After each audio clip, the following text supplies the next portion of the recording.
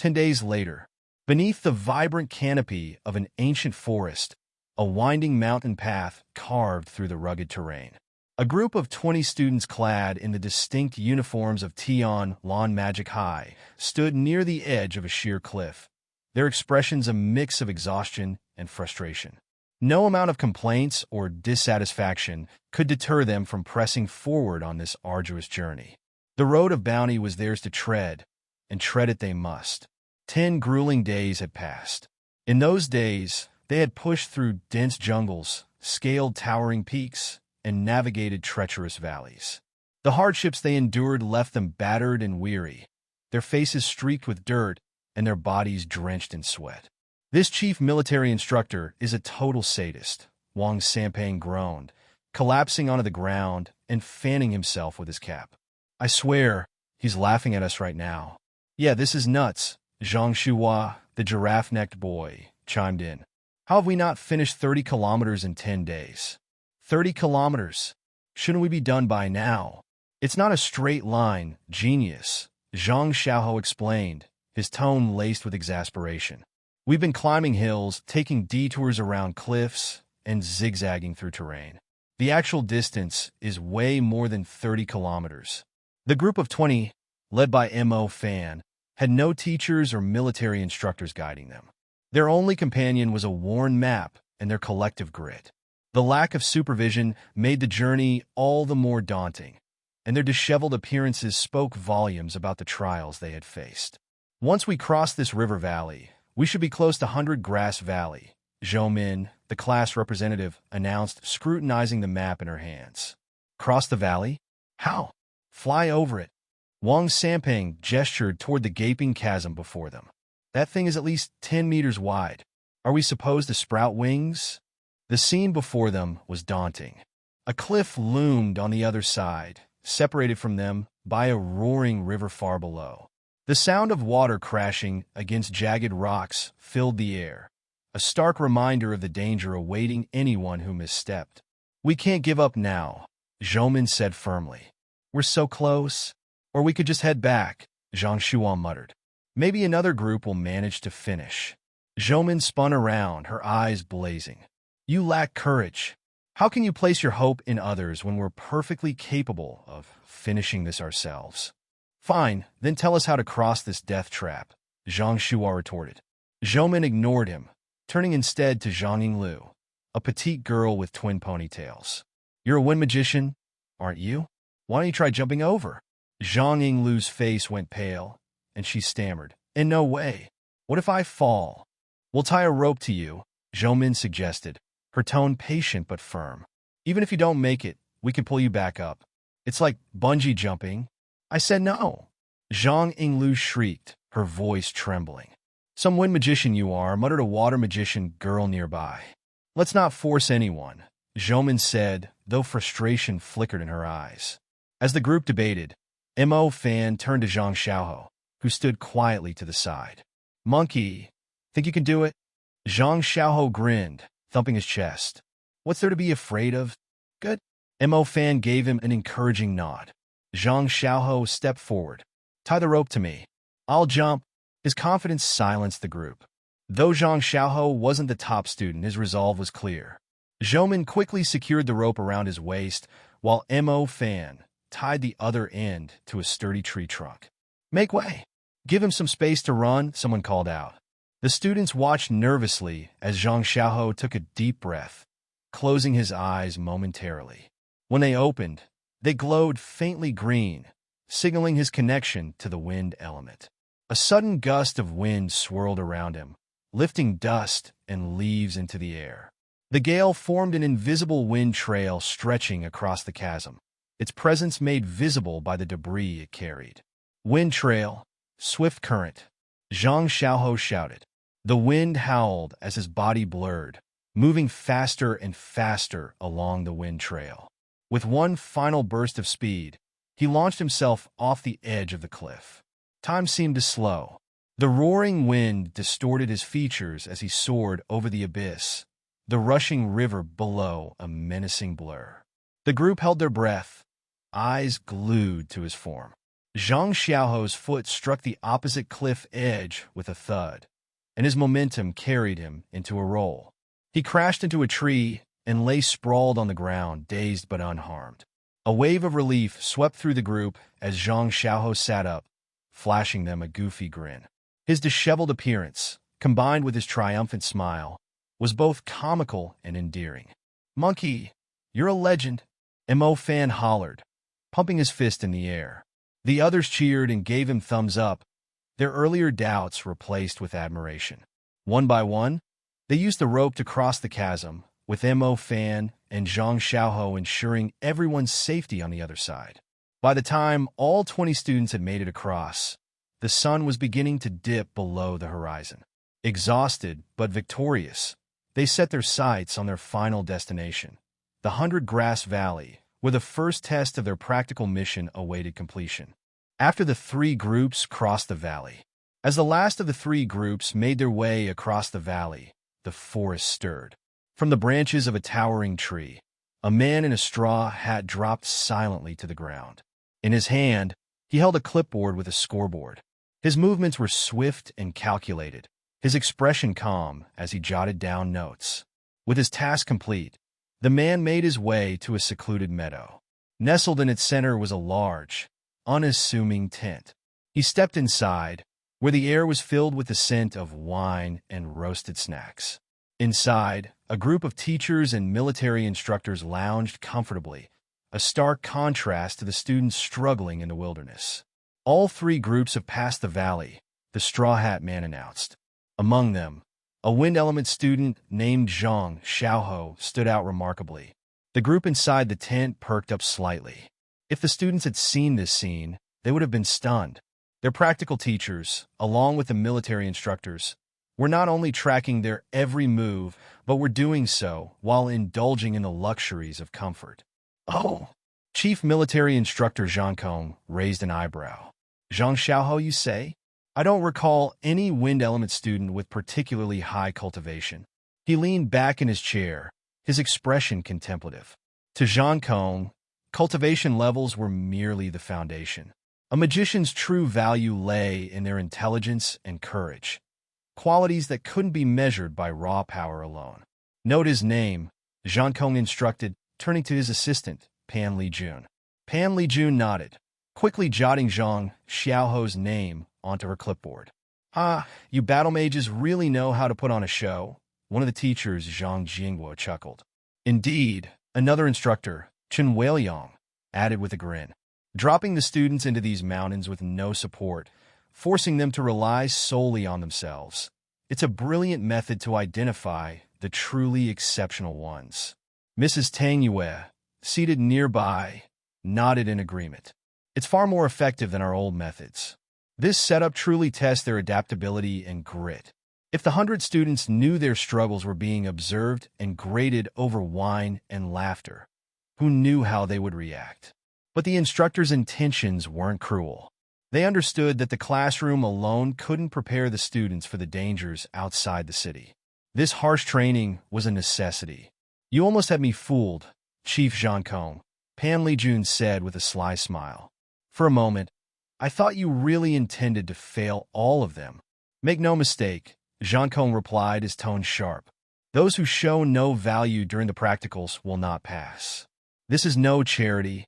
Chen Weiliang leaned forward. "Still, the challenge is extreme.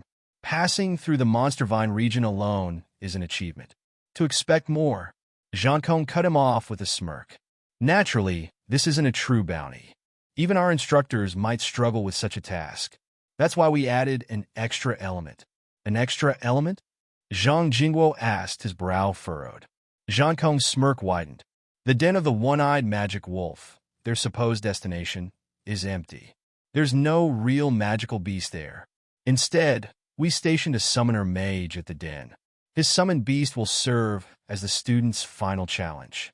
The tent fell silent for a moment before Chun Weiliang burst into laughter, clapping his hands. "Brilliant! Absolutely brilliant! This way, the students experience the fear and pressure of facing a magical beast without the risk of actual fatalities." Shuem Musheng, another teacher, nodded enthusiastically. Exactly. It's the perfect compromise. They'll grow from the experience without unnecessary casualties. Tangyue, however, remained quiet, her gaze fixed on the fog-shrouded valley. But what if the students surprise us? She asked. What if they're stronger or more resourceful than we anticipated? Chun Weiliang chuckled. Mrs. Tangyue, you're overthinking. In 20 years of teaching, I've never seen a student cast magic effectively during their first encounter with a magical beast. At best, they might muster a primary spell, barely enough to scratch a summoned beast. The strongest elements are fire and lightning, Zhang Jingguo added. That lightning mage, Su Zhaoding, might pose a minor challenge. But fire burst? It'll do little more than singe the beast's fur. The tent erupted in laughter. The teachers and instructors knew their students' strengths and weaknesses all too well. This wasn't about defeating the beast. It was about pushing the students to their limits and beyond. But Tang Yue's thoughts lingered on one student in particular. Mo Fan. He's had the Stardust magic tool for a year now, she thought. If his fire burst has advanced, he might be the only one capable of truly challenging the summoned beast. If that happens, an S grade wouldn't be out of reach. She shook her head, dismissing the thought. Even casting a spell under such pressure would be a monumental achievement for a student. All I can hope for, Tangyue mused, is that they make it through without being completely overwhelmed. If they can at least cast a spell, Chief Zhankong will grant them an A. An A was the highest grade any student had ever received in the practicals. For now, that was enough. Hey, welcome to Firescale Audiobooks. If you enjoy our audiobooks, please consider subscribing to the channel. Also, feel free to share your review in the comments section below. After passing through the valley and walking past the weeds that were taller than people, everyone finally arrived at the Hundred Grass Valley. The Hundred Grass Valley had multiple entrances. If you wanted to pass through the ravine, you had to go along those narrow, curved paths. Why does this path have so much wrought tan? They are all dropping down from the top of the mountain. It looks disgusting. The more delicate girls immediately began to whisper. Tree sticks and grass vines were intertwined on the ground of this narrow path. Some of them looked like a python from a distance. Others were tangled on the ground. It looked as though they had walked into a den of black pythons. It was dreadful. It made sense why some of the more cowardly girls were feeling absolutely horrified. It's just some broken vines. What's there to be afraid of? Come, follow me. The time for Wang Sanpang to show off his heroic side had come as he walked confidently by himself to the front. Wang Sanpang's bloated body broke through the wrist-sized vines before him as he strode forward. His physique was indeed very suitable to opening up this kind of path. If he could cross over, then the remaining students could also cross over. Ah! What the heck? What's going on? Oh crap, help me! Help me! Suddenly, Wang Sanpang let loose a noise that resembled a dog being beaten up from the inside. The students subconsciously took several steps back as they looked around. At the same time, they also felt goosebumps creeping up. It seemed like those vines could move.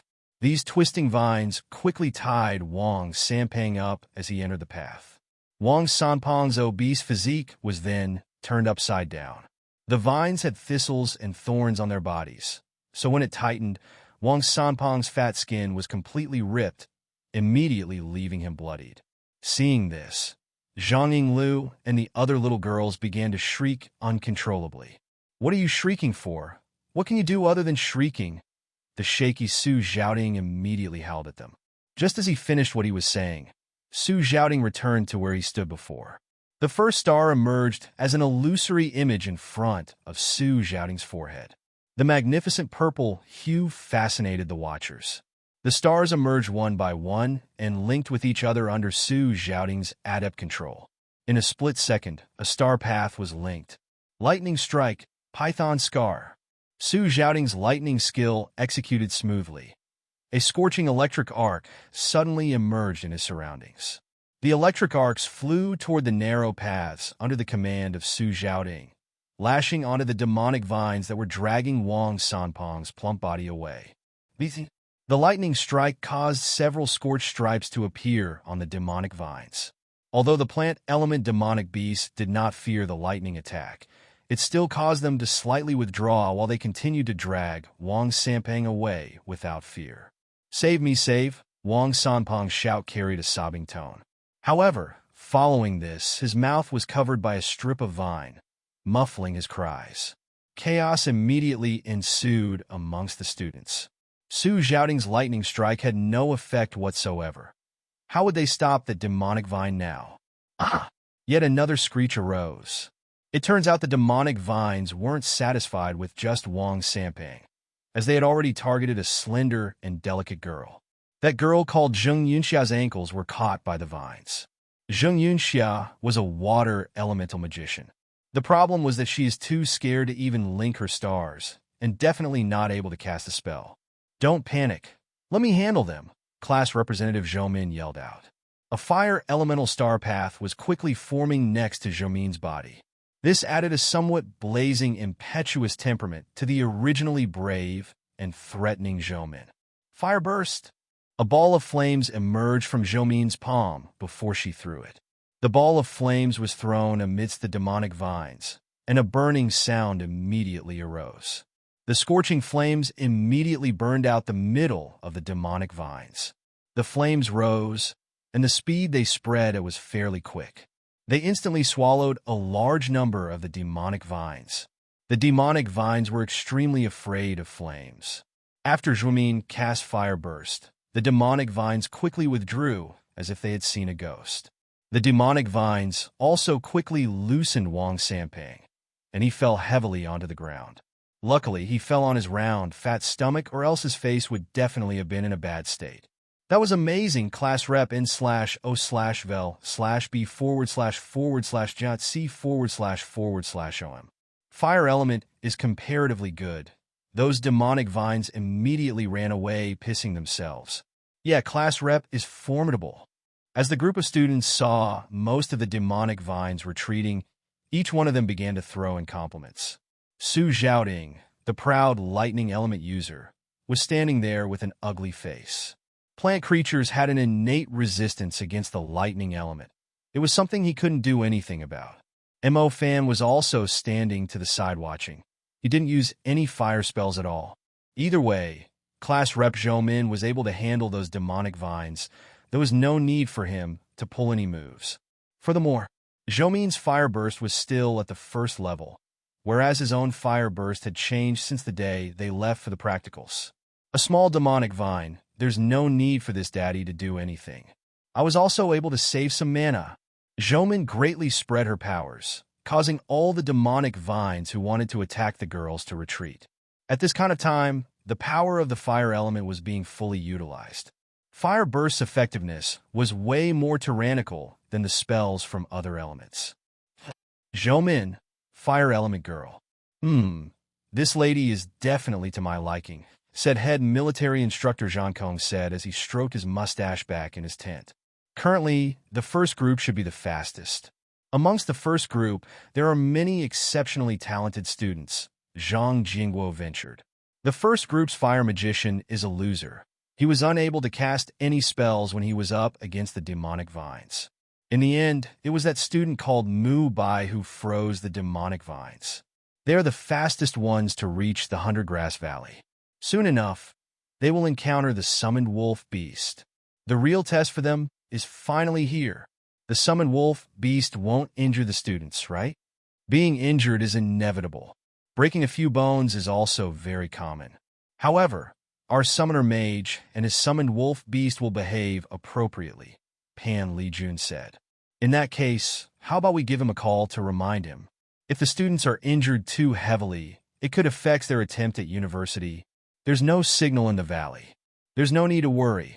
Baiyang knows the severity of this, Luo Yinba said. Baiyang? Isn't that the dead light element magician? Tang Wei was startled. Zhang Kong laughed. That was made up. He is the summoner of our Snowy Peak Mountain Station that is left within the den of One-Eyed Wolf. However, the blue bracelet does exist. It's within that den. Tang Yue remained silent. This head military instructor had schemes going everywhere. She didn't know whether those students would be able to safely pass through. The scenery from the valley wasn't bad. To the south was a lake that looked like a palm. Towards the north was a bulging mountain pass. The former den of a one-eyed wolf was right outside of the mountain pass.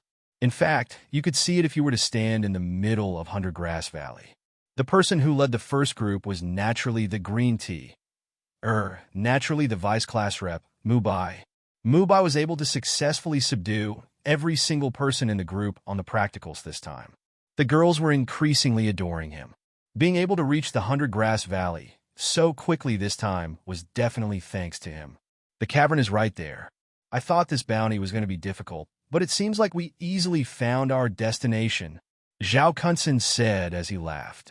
This guy Zhao Kunsen sure knows how to endure.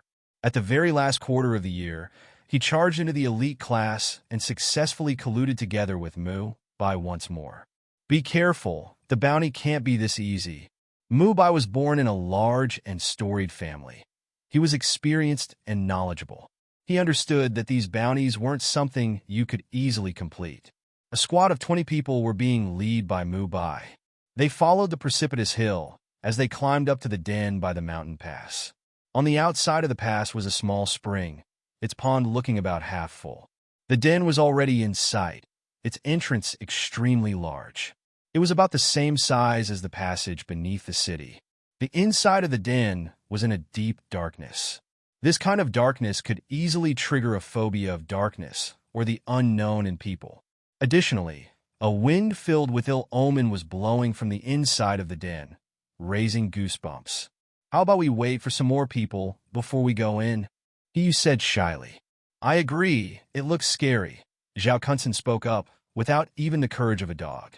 Only the heavens knew what kind of thing was inside that den, so just walking in just like that, if there really was a magical beast inside, then they would lose their lives. As the crowd of people were discussing this, yet another group of people was walking toward this place, through the mountains. It looks like the third group, that's good, Yu said happily. The first and the third group were the groups with the highest combat power, due to Mu Bai and Su shouting. NOV, L, B // J and N. Seeing the third group being much slower than himself, Mu Bai couldn't help but give off a cold smile. Although Su Zhaoding and Mo Fan had both received an S on the annual examination, what was so great about that? The one who had received nurturing from an ancient family would have a larger benefit during the practical. Soon enough, the third and first squads were reunited. The other three squads probably weren't able to pass the demonic vine stage. Maybe they were even eliminated during the valley stage. It made sense. Not every wind magician would be daring enough to jump over the valley. Let's go in together. Light elementals, you finally have some use. Light up your bulbs. Zhao Kunsen felt braver as he saw more people. It was just his dirty mouth hadn't changed. Every one of the light element student began to complain instantly. There's nothing they could do, however. Their primary spell's nickname was indeed Moving Light Bulb. The light element students used their spells and illuminated the craggy and strange cavern. However, the deeper parts were still pitch black, causing people's hearts to speed up. Wind elements search for the paths in the front. You have the wind trail spells. If you encounter any situation, you can quickly leave. As expected, coming from an ancestral clan, Mu Bai knew how to reasonably divide a squad. The wind elemental students also didn't say anything more. Zhao Kunsen, Zhang Yinglu, and Yang Xintian also began to walk in front. Brother Fan, I'm going to the front to find paths. What are you looking at? Zhang Xiaoho was a wind elemental user, so naturally he was tasked with the mission to find paths. Inside a cavern with such a large group of people, having no one in the lead was definitely out of the question. If they were to encounter a situation, they would only cause confusion amongst themselves. Mu Bai's decision was indeed correct. Mo Fan was still standing by the entrance of the cavern with his eyes fixated on the pond in front of the entrance. It has been raining for the past few days, so the pond containing water was quite normal. However, Mo Fan discovered a really strange thing. There's traces of water by the side of the pond. This means that the water in the pond was at that level. Traces of water can still be seen, and the decline of the water level should not have fallen this far in the period of half a day. If it evaporated, then the speed of evaporation would not be this fast, Mo Fan said to himself. Could it be that the people from the first squad drew out some of the water? Zhang Xiao said. We have all retrieved water from the lake. There's no reason for us to come all the way to the mountain to get it one more time, Mo Fan continued. Then you mean Zhang Xiaoho rarely sees Mo Fan being this serious. The head instructor has said this before. This place used to have a group of one-eyed wolf dwelling here. This pond by the entrance should be the place where they drank water. The water level has decreased in the past few hours, and the traces of water are still here, Mo Fan pondered. Zhang Xiaoho wasn't stupid. How could he not guess the meaning behind what Mo Fan said? He was so scared that his face turned pale. Brother Fan, please don't scare me. You're saying that there's still something dwelling inside this cavern, and it came out here not too long ago to drink, right? Zhang Xiaoho asked, almost stuttering.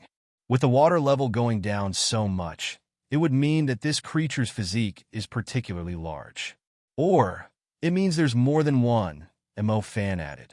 Zhang Xiaoho's teeth began to chatter. It could be that I'm just being too paranoid. Mo Fan clapped his hands as he caught up to the group of people who just entered the cavern. Zhang Xiaoho hurriedly ran to the front of the group and told Mu Bai, Su Zhaoding, and Zhou Min about Mo Fan's discovery. However, before Zhang Xiaoho could finish, a sudden fishy smell blew out from the inside of the cavern, violently swatting the 40 students' faces with its stench. It resembled a large wave coming over to swat them. Their hair and clothes were a mess, and they could feel moisture gathering on their faces. Awa! Awa! Two frightening and vicious howls came from the depths of the cavern. In that moment, everyone seemed to understand what the great breath that carried a sticky steam was. Heavens! That was the saliva from the roar of a magical beast. The 40 students were all startled, their bodies stiffening up in shock. In the next second, their faces changed into the dread they had kept within the deepest part of their hearts. Magical beast. It's a magical beast. At school, they had to frequently study magical beasts. In their heads, they had thought numerous times about their future battles against magical beasts. However, once they felt the two insatiable gazes on them from the deepest parts of the cavern, their minds went blank. The light magician's light was still hovering in the air, illuminating the cave before them. A hairy green foot suddenly came out of the dark. Its claws were as sharp as a knife sank into the ground. Following this, it slowly stretched its head over, revealing itself with help of the illumination from the hovering lights. Rows of fierce teeth appeared. More shockingly, its four fangs extended from its upper jaws all the way to its lower jaws, fully exposing its presence within the student's vision. Green saliva was dripping down from two sword-like fangs, revealing that this thing was starving at the moment. The fierce and terrifying wolf's head had a neck that was brimming with even more strength than an average wolf, and longer than a camel, as well as a body with rock-solid muscles. It had dark blue fur that was as sharp as needles covering its entire body. This magical beast was standing in front of the 40 students. Its eyes were completely looking at them, as though they were delicacies voluntarily being delivered to him. Run! Someone's voice shivered as he screamed. In the next second, this group of magic students had all turned into terrified chickens. As they were crushed together and colliding with each other in their hurry to escape, they all staggered as they fled from the mountain cavern. Quick! Run! Why are you still standing there? Zhang Xiaoho looked at Hiyu off to the side, who had been literally scared stiff. Without saying anything further, he grabbed the girl's arm. Wind trail sheet. NOV. L. B/JNN. Zhang Xiaoho attempted to finish casting his spell. However, because his heart was beating so wildly, he was unable to complete his casting. With his prior practice, he was already able to proficiently complete the star paths. Zhang Xiaoho thought that magic was something he handled conveniently. However, when he was 20 meters away from a dreadful magical beast, he realized that everything he had learned was complete nonsense. The formerly obedient stars were also scared like wild deer as they spun into chaos within his stardust. None of the students were able to cast their spells at this time, and each of them obeyed their basic survival instincts and ran toward the exit of the cavern. Brother Fan, quick, run! Zhang Xiaoho pulled the stiff Hiyu, and ran toward the exit to the cavern. At this moment, Mo Fan was no different from the rest of the group of students who were running away. The ones who were screaming, crying, and even the ones who had peed their pants were all mixed up. Under these circumstances, he was the same in the sense that he was unable to completely focus his thoughts on casting magic. Not good. I have to run as well. Mo Fan was able to complete the linking of the 6th star. But when he was about to link the 7th one, his focus was dispersed by the roar of the magical beast. How could he use magic in this situation? As he had no other choice, he grabbed Zhou Min standing next to him. Let me go. Let me stall this one-eyed magic wolf. You others need to quickly calm down. Zhou Min really was a tough girl who didn't care for her life. Is there something wrong with your head? Mo Fan directly grabbed Zhou Min and carried her away. Although Zhou Min looked like she was harsh, she was actually just a frail little girl. After Mo Fan had cultivated the lightning element, his physical strength had improved by a little, and thus, carrying Zhou Min while running wasn't too difficult. It's not that Mo Fan didn't give Zhou Min an opportunity to use her magic. It was because under these circumstances, even he could only link 6 stars. With Zhou Min's cultivation being lower than his by more than a grade, how could she possibly complete her star path? At this kind of time, it was better to not have that class president spirit. If you could run, then run. Mo Fan carried Zhou Min as he madly rushed out. The sound of weeping as well as the panicked shrieks were piercing his ears. Crap. No wonder why those veterans at the station were ridiculing us. Their first reaction was to escape. However, if we were to escape, then that'd be equivalent of killing us one by one. We used rope to climb up from the mountain pass. Thus, we can at most run to the mountain pass. There's only one rope. Thus, the people who can climb down can be counted on one hand. Mo Fan's thoughts were still a bit messed up. He was doing his best to calm himself down so he could ponder his actions, however. The dread of the magical beast far exceeded their imaginations. This kind of feeling was just like watching a horror film. If you were to just look at the screen, then the horror film wasn't exactly that bad. However, if you were to turn on the sound, then the horror of the film would immediately increase by more than a level. In this moment, this kind of situation was not just simply watching a horror film. It was more like the monstrosity just came out of the TV screen.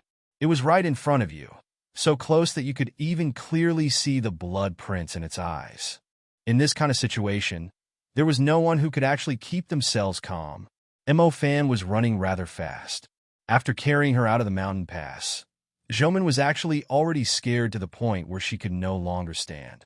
Too scary. This was far too scary for them. This was tens or even hundreds of times scarier than their nightmares. Heavens, the rope! No, I don't want to die here. What's going on?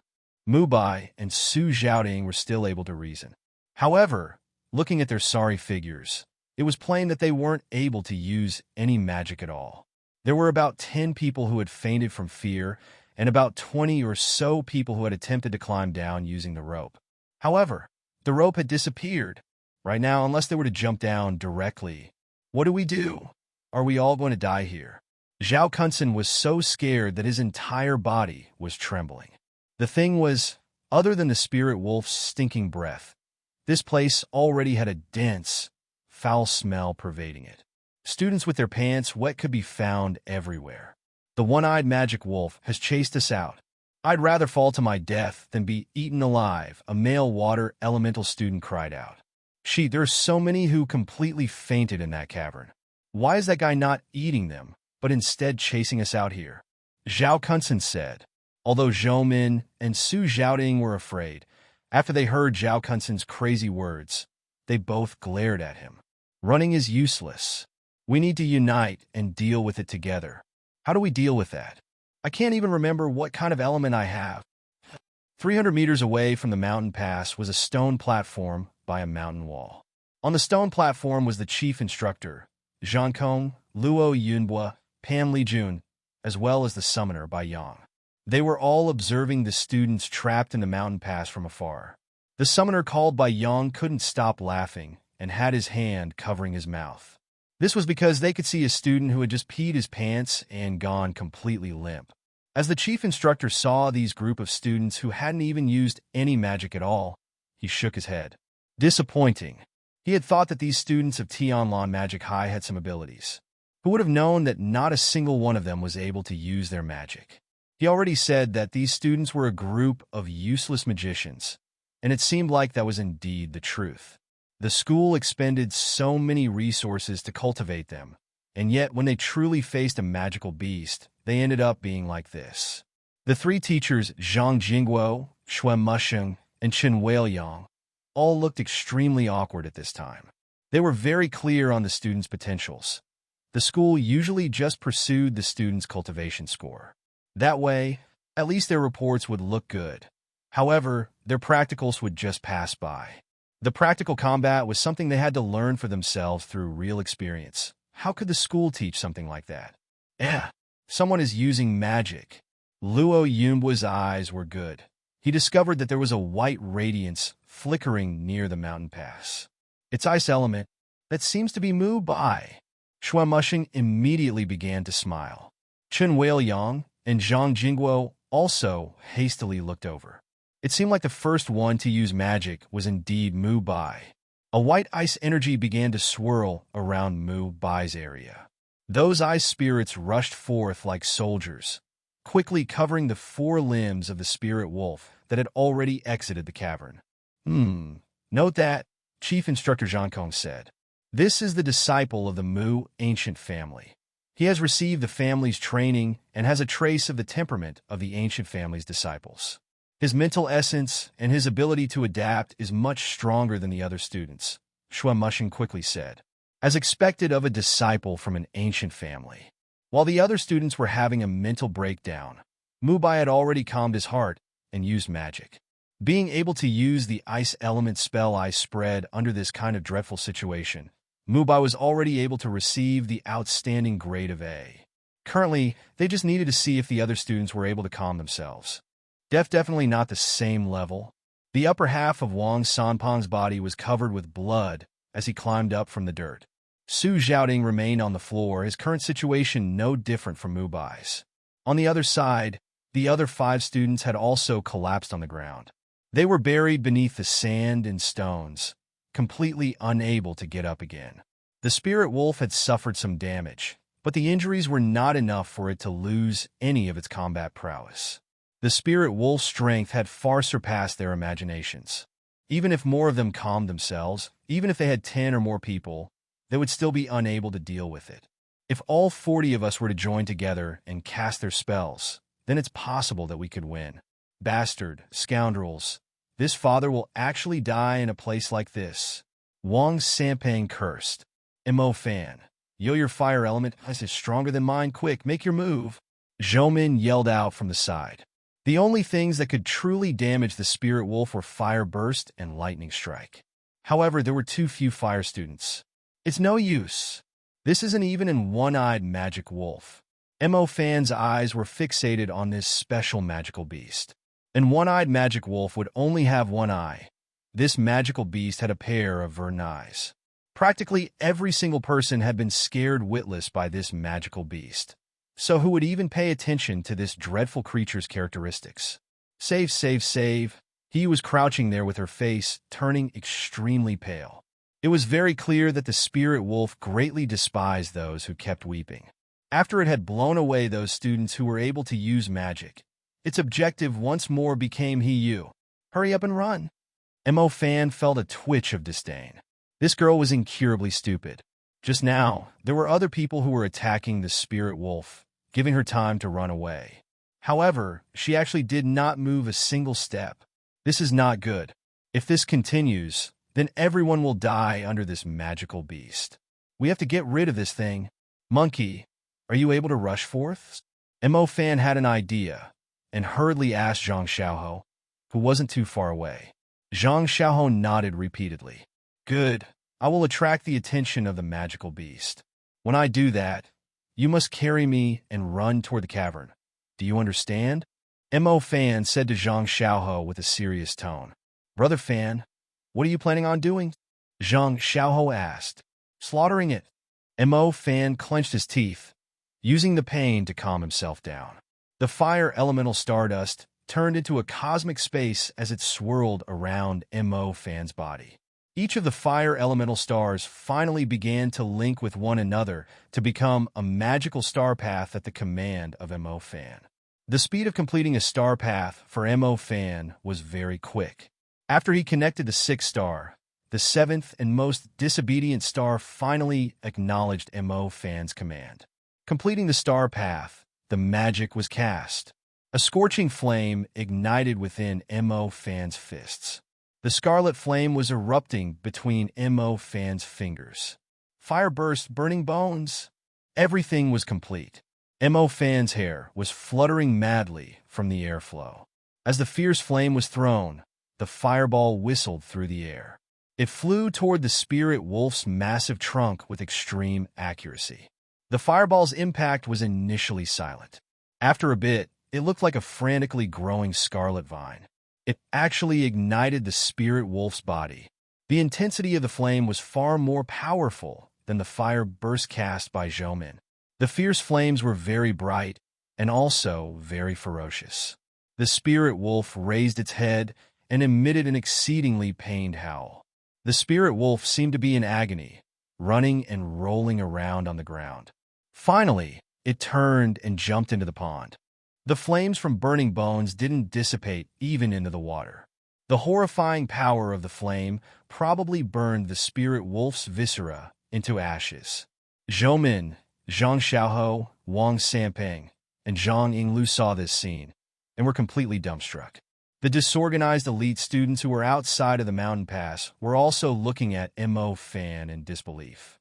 "Brother Fan, your fire burst." Zhang Xiaohou looked at Mo Fan, stunned.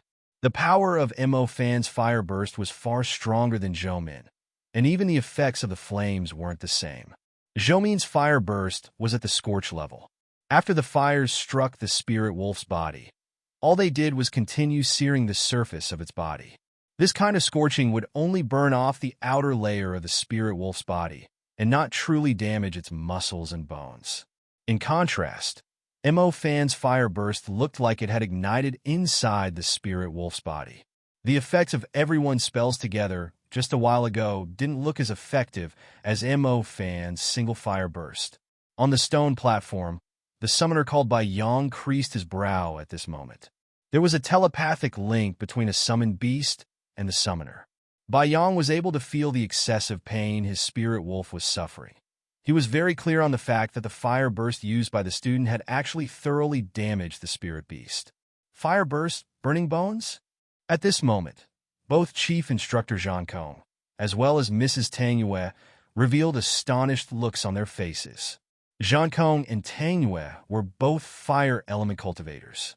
How could they not understand fire's primary spell? The fire element's primary level, Fire Burst, was divided into 3 levels. The first level of Fire Burst was known as Fire Burst Scorch. Scorch was the lowest form of the Fire Burst.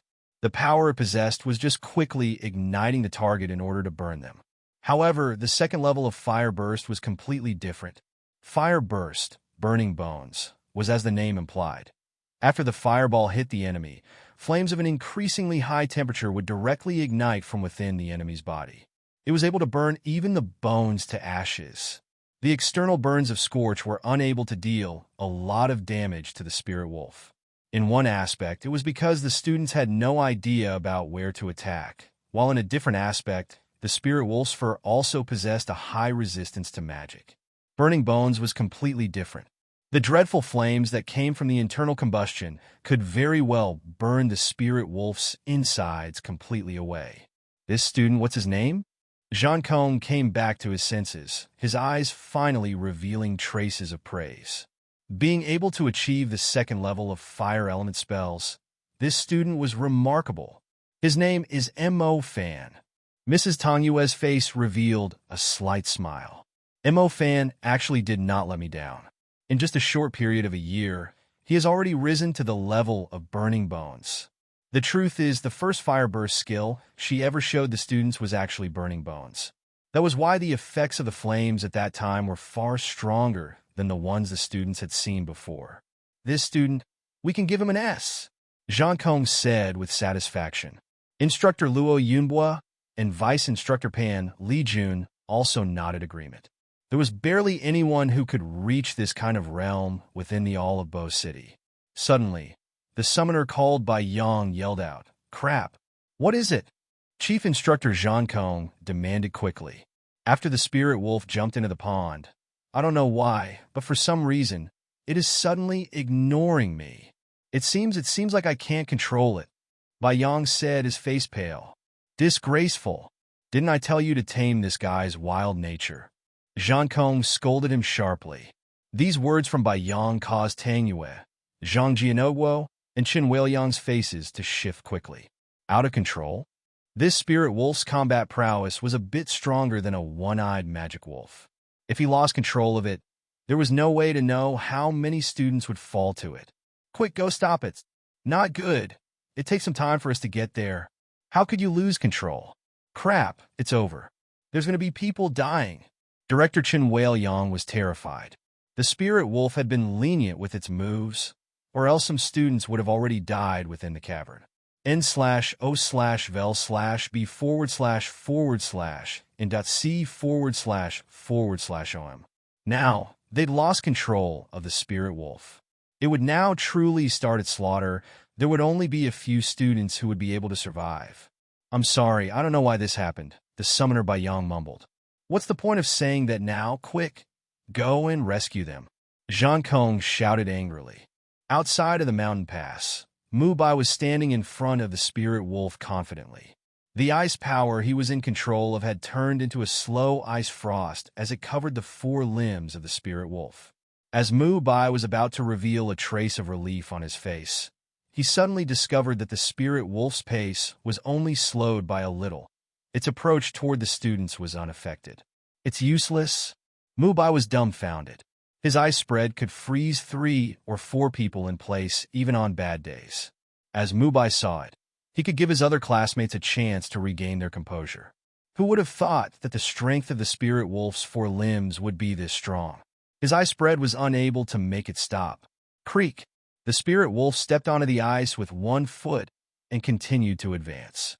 The spirit wolf's objective now was Mu Bai. Its large foreleg was raised high in front of Mu Bai before it viciously slammed down. Boom! A vicious shockwave caused the dust and stones to fly away, along with Mu Bai, who was hurled more than 5 meters back. Mu Bai had no ability to defend himself at all. Under the shockwave's impact, he was unconscious as he hit the ground, no longer able to get up. Mu Bai! Zhao Kunsen hurriedly ran over and discovered Mu Bai's clothes were filled with holes. His skin had been punctured by the sand and stones. Hiyu, who had finally regained her senses, saw this scene and was frightened that she started crying like a little infant, unable to move. As she cried like this, it looked as though it offended the spirit wolf. The spirit wolf strode with disdainful contempt toward Hiyu. For the spirit wolf, there was no such saying as being nicer to a girl. Mu Bai was sent flying with his body stained with blood. So who knew what would happen to someone as fragile as Hiyu? Sheet, hurry up and run! Zhang Xiaoho shouted urgently. As he clenched his teeth, he once again ran toward Hiyu in hope of dragging her out of the dreadful sight of the spirit wolf. Monkey, are you tired of living? Not far from this. Mo Fan saw this scene and was no longer able to retain his calm. From Mo Fan's point of view, Mu Bai's action just now was really stupid. His power by itself was completely unable to move the magical beast whose strength was more than just a level higher than the student magician's. Thankfully, this magical beast didn't fully enjoy massacre, or else its foreleg would have directly slammed onto Mu Bai's body, sending his flesh and blood flying with his life, guaranteed. Fire burst! Under the stress, Zhoumin had basically bitten through her lip before she could finally cast her fire elemental spell. The fireball was flying toward the spirit wolf's body. However, perhaps because it was cast in a hurry, the fireball hit next to the spirit wolf's foot. A large crimson flame began to light up by the side of the spirit wolf, turning the nominally blue spirit wolf reddish. The spirit wolf simply ignored the flame as it continued to walk toward Zhang Xiaoho and Hiyu. You brute! Have a taste of my lightning strike! Su Zhaoding yelled out as uncountable number of lightning arcs appeared around his body. These electrical arcs whipped toward the spirit wolf at his command. Every purple lightning arc was able to cause the body of the spirit wolf to convulse. The spirit wolf was no longer able to advance, and it even gave out a deep, pained roar. The spirit wolf's pair of oily eyes immediately fixed on Su Xiaoding. "Oh!" The spirit wolf opened its bloody mouth as it howled a roar at Su Xiaoding. In a split second, a wild wind erupted. The mountain pass originally had a lot of sand and stones, and they were all caught up by the power of the roar. It looked like a dust dragon as it flew towards Su Xiaoding. "Sampang!" Su Xiaoding hurriedly yelled out as he saw this scene. Wang Sampang wailed, "Earth wave diverse." Wang Sanpang's plump body unexpectedly bent over and stuck his two hands into the ground. The ground was filled with grains of sands. In between the time of his shout and his hands reaching the ground about him had suddenly turned into a controllable earth wave, like a stone thrown into a clear pond, causing it to ripple. This ripple appeared on the ground, filled with sand and stones. It became a wave of earth that quickly appeared in front of Su Xiaoding. Originally, Su Xiaoding was unable to avoid the flying sand and rocks. However, as this earth ripple appeared, it carried Su Xiaoding smoothly over 5 meters away, smoothly dodging the flying sand and rocks that would have easily injured him. Su Xiaoding's eyes were closed. After he opened his eyes, he found himself being moved somewhere else. He smiled as he gave his close friend Wang Sampang a thumbs up. Wang Sampang was also chuckling. He also didn't think that his use of Earth Ripple would actually produce this kind of benefit. NOVLB //JNN. Don't be afraid, everyone. With us being so many, we are definitely able to defeat the one-eyed magic wolf if we use magic. After Su Xiaoding had demonstrated his astonishing power, he had quickly become a leader as he gestured to everyone. "Everyone, quickly, connect your star paths. The lightning strike has an effect that paralyzes the muscles. This one-eyed magic wolf is definitely having problems moving. Let's use this time and counterattack." Wang Sampang yelled out loudly. Just like Wang Sampang said, after the spirit wolf had received the lash from the lightning strike, it remained in its place with its muscles incessantly twitching. This was undoubtedly a life-saving news for everyone, while at the same time, a few magicians who had calmed down also began attempting to connect their star paths. Brilliant light purify. Ice spread freeze. Water field decay. Earth ripple diverse. Fire burst scorch. 7 or 8 students of different elements finished casting their spells at the same time. The spells caused different effects as they were sent flying toward the spirit wolf. The paralyzed spirit wolf received the attacks being sent from all directions and began to howl out in pain. "Fire elements, hurry up. We have temporarily suppressed this one-eyed magic wolf. Use fire to scorch it to death." Su Xiaoding had naturally turned into the leader. On one hand, he was preparing his next lightning strike, while on the other, he was yelling out loudly. The fire element was the damage dealer. The light element's brilliance was temporarily blinding the spirit wolf. Numerous ice mages' ice spreads had caused the spirit wolf's lower limbs to be completely frozen. At this time, they could only rely on the fire element to give the spirit wolf a powerful burn. Zhoumin's little mouth had started to bleed from her biting. She finally cast a proper fire burst, the flames igniting on the back of the spirit wolf. They could clearly hear that the spirit wolf began to howl out even louder from the pain. When everybody thought that their all-out attack was effective, the spirit wolf roared out twice in succession. 2 waves of sands and rocks simultaneously shot out. One flew towards Su Xiaoding and Wang Sampang as they engulfed everything. The other flew toward the other 3 who were able to cast. The 2 waves of sands and rocks did devastating damage to the students. Each of them had flesh completely torn from them. The students who had just found an opportunity to survive were suddenly utterly defeated. In order to put out the burning flames, the spirit wolf jumped into the middle of the pond outside the cavern. N/O/vel/B//and.C//om. However, for some reason they didn't know, After the dripping, wet spirit wolf climbed out of the pond, its appearance had changed. Its originally green pupils had turned completely scarlet. The spirit wolf's wild nature was very hard to tame. Once it received a strong and fierce stimulation, it could easily go mad. On a battlefield, the spirit wolf's madness could be a useful effect. However, to the students, it would be a disaster. The scarlet-red pupils were filled with a dreadful, ominous glint. The exceedingly angry spirit wolf's eyes were fixated on Mo Fan. Its killing intent turned into a shivering cold energy as it lunged towards Mo Fan. Mo Fan's entire body stood motionless. This spirit wolf was far stronger and crueler than what he had imagined. Monkey! Mo Fan was barely able to muster up the strength to speak. Zhang Xiaohou also felt this dreadful killing intent as he frantically linked his star path. Before, he was unable to complete his wind star path. Now, he had no choice but to do so. If he failed, Mo Fan would be crushed to death in an instant. Awa! The spirit wolf flew up with its 4 limbs. Smoke and dust swirled up behind it. This explosive power. The transition time between the spirit wolf's immobility to jumping speed was less than a second. The explosive power was exceedingly dreadful. Brother Fan, within the border between life and death, Zhang Xiaohou firmly grabbed onto the rigid Mo Fan. A wind trail became Zhang Xiaohou's speed tunnel. Zhang Xiaohou almost stole Mo Fan from between the wolf's jaws in this crucial situation, and continued fleeing toward the inner part of the cavern. Ack! The spirit wolf's teeth bit the air with an ear-piercing crunch.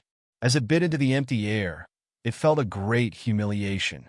The dreadful creature once more broke out its astonishing speed as it chased the pair into the cavern. Within the cavern was quite a few people who had fainted. They climbed up with great effort, only to be greeted once more by a mad spirit wolf. These students were promptly all sent flying with their blood splashing everywhere. Run! Run quickly! Quick! Mo Fan looked behind them.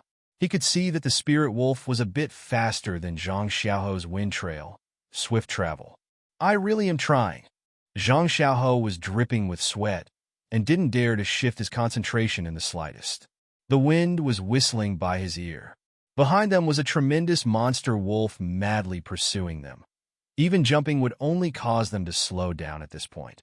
Just drop me in the front, run away after that. I will deal with it. Mo Fan found his battlefield before he spoke confidently. How could I do that? I will not drag Brother Fan down. A friend in need is a friend. Indeed, if he could survive this, then Mo Fan would definitely be moved. The problem is whether he would still be able to survive or not would depend on this godforsaken cavern. In the deeper part of the cavern was a spacious cave. The ground was ragged, and the top was completely covered in stalactites. This place had no students and also no place to run. It was a dead end. Zhang Xiaohou had already done his best. His wind trail has already given the 2 of them enough time to fight for their lives. Now, the spirit wolf had finally caught up to them, and they had no way to escape now. Brother Fan, aren't we quite mighty? We baited the spirit wolf all the way here so the others could run away, Zhang Xiaohou suddenly said with a strange calm. Mo Fan's back was leaning against the stone wall as he looked toward the spirit wolf who had already found them. He scolded Xiaohou, smiling. Bullshit. Mo Fan, would never do something like that. Careful. As Mo Fan said this, sand and stones spurted out of the spirit wolf's mouth as it swirled up the sharp rocks within the cavern, before sending them flying toward the pair. Zhang Xiaohou was a wind mage. His movement speed was slightly faster. He initially wanted to dodge, but then he noticed that Mo Fan was definitely not fast enough to do so. Clenching his teeth, Zhang Xiaohou shoved Mo Fan behind a large rock. At this point, it was too late for him to evade the cyclone of stones. His body was instantly hit by the sharp rocks, leaving behind numerous injuries. Several eye-grabbing bloody holes appeared. Bastard, you bastard. If something happens to Monkey, Mo Fan, will definitely stomp you till you become minced meat. Mo Fan yelled angrily. There wasn't enough time for Mo Fan to check whether Zhang Xiaohou was alive or not. Taking advantage of the time, the spirit wolf was recharging. Mo Fan closed his eyes. After he opened his eyes, Mo Fan's pupils were actually filled with densely packed purple lightning. Eyes like lightning, hair like fire. Stars shone from Mo Fan's pupils. After the gorgeous purple stars felt their owner's anger, they unified like never before. They connected into a beautiful, purple path, exceedingly dazzling in the dark cavern. The star path was before him. Mo Fan stood proud. Lightning strike Python. As he said this, a lightning trace that looked as though it was a great snake appeared around Mo Fan. It represented the anger in Mo Fan's heart. He held his arm up high and gripped his hand. Lightning was crackling out between his fingers.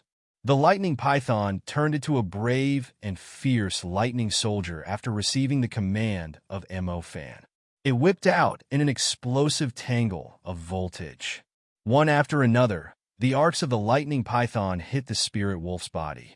They electrified the spirit wolf's muscles, paralyzing them, and struck its skin so hard it burst apart. Oh. Lightning Strike's power was quite a bit stronger than Burning Bones. This was also one of the few spells that was able to injure the spirit wolf. The spirit wolf's fur had already been charred black. Blood was madly dripping from its muscles and skin. Even if the spirit wolf was in pain, it was still unable to move due to the lightning strike's paralysis. Its pair of scarlet eyes were still completely fixated on Mo Fan. That's right, it was killing intent. This mad summoned beast had already completely turned into a wild magical beast brimming with killing intent. That pair of eyes only had a thirst for killing and disdain for human lives. Fire burst, burning bones. Mo Fan's stars linked once more, his pupils turning from purple to a flaming red. The fire stars connected quickly under his burning eyes. They quickly formed into a star path that was able to draw the magical power from Mo Fan's body. Staring at this spirit wolf's eyes, Mo Fan's heart didn't feel any fear at this moment. What he felt was anger and an unwavering will. The spirit wolf's eyes flashed a trace of contempt for the weak human.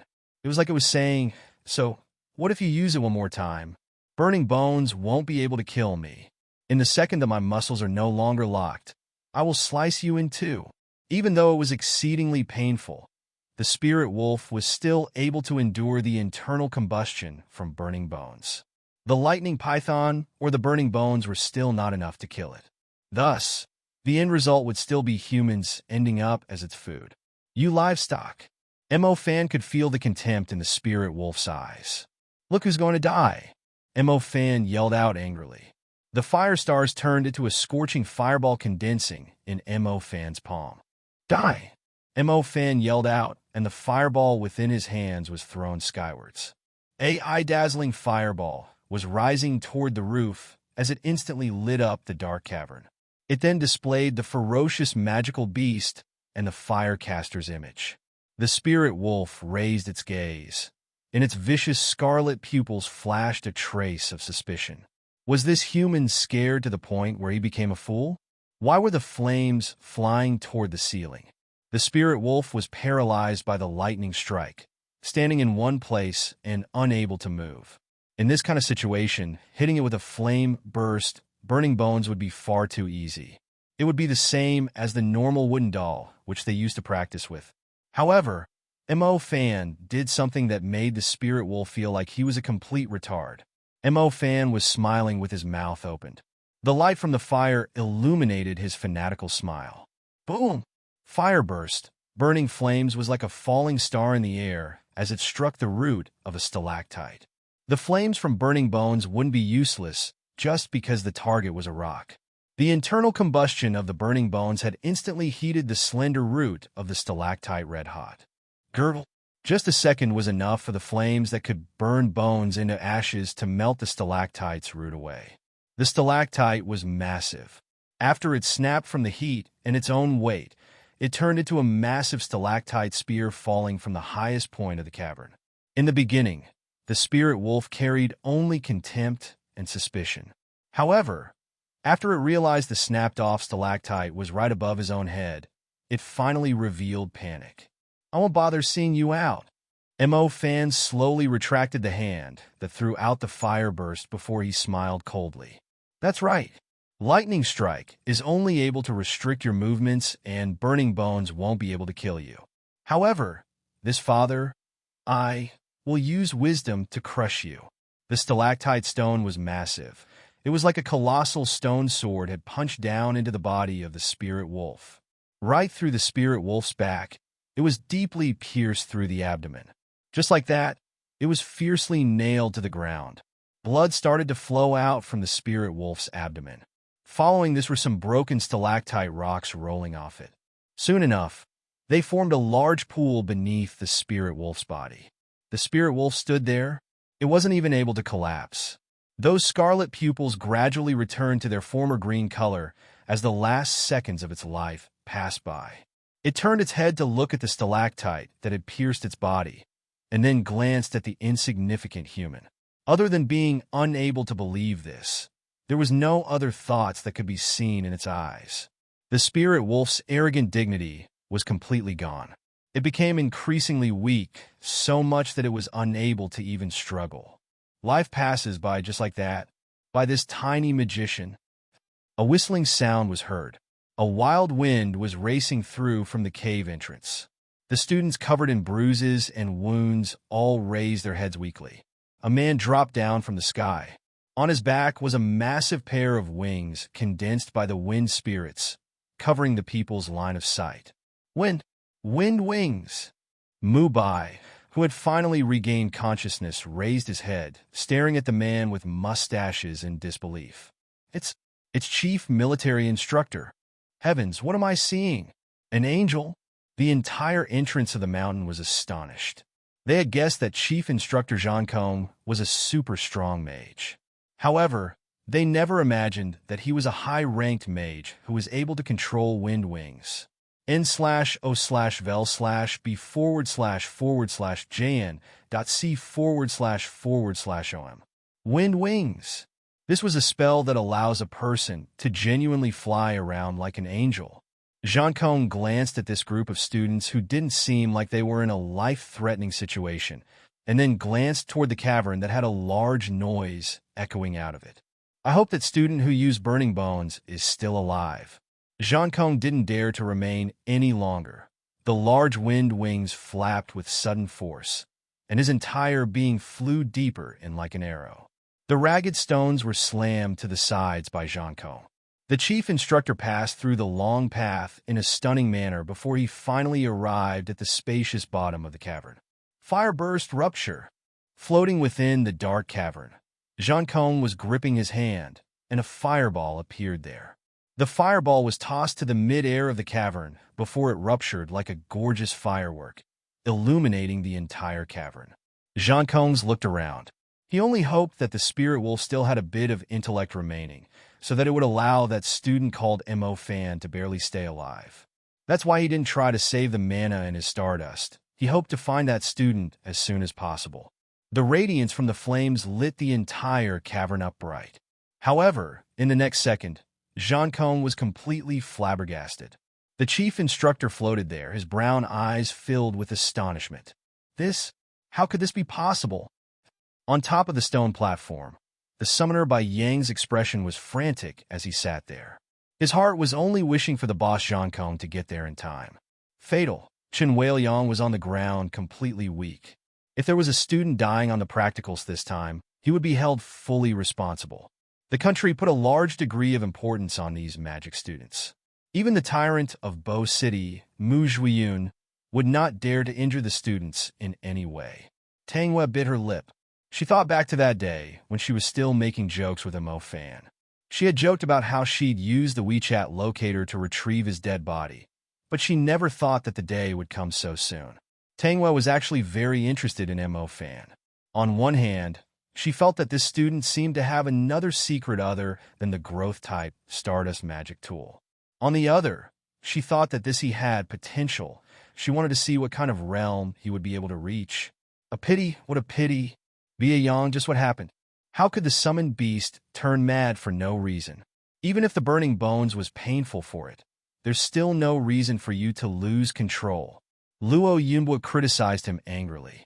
For a summoner, the basics of the basics were about controlling their own summoned beast. I don't know.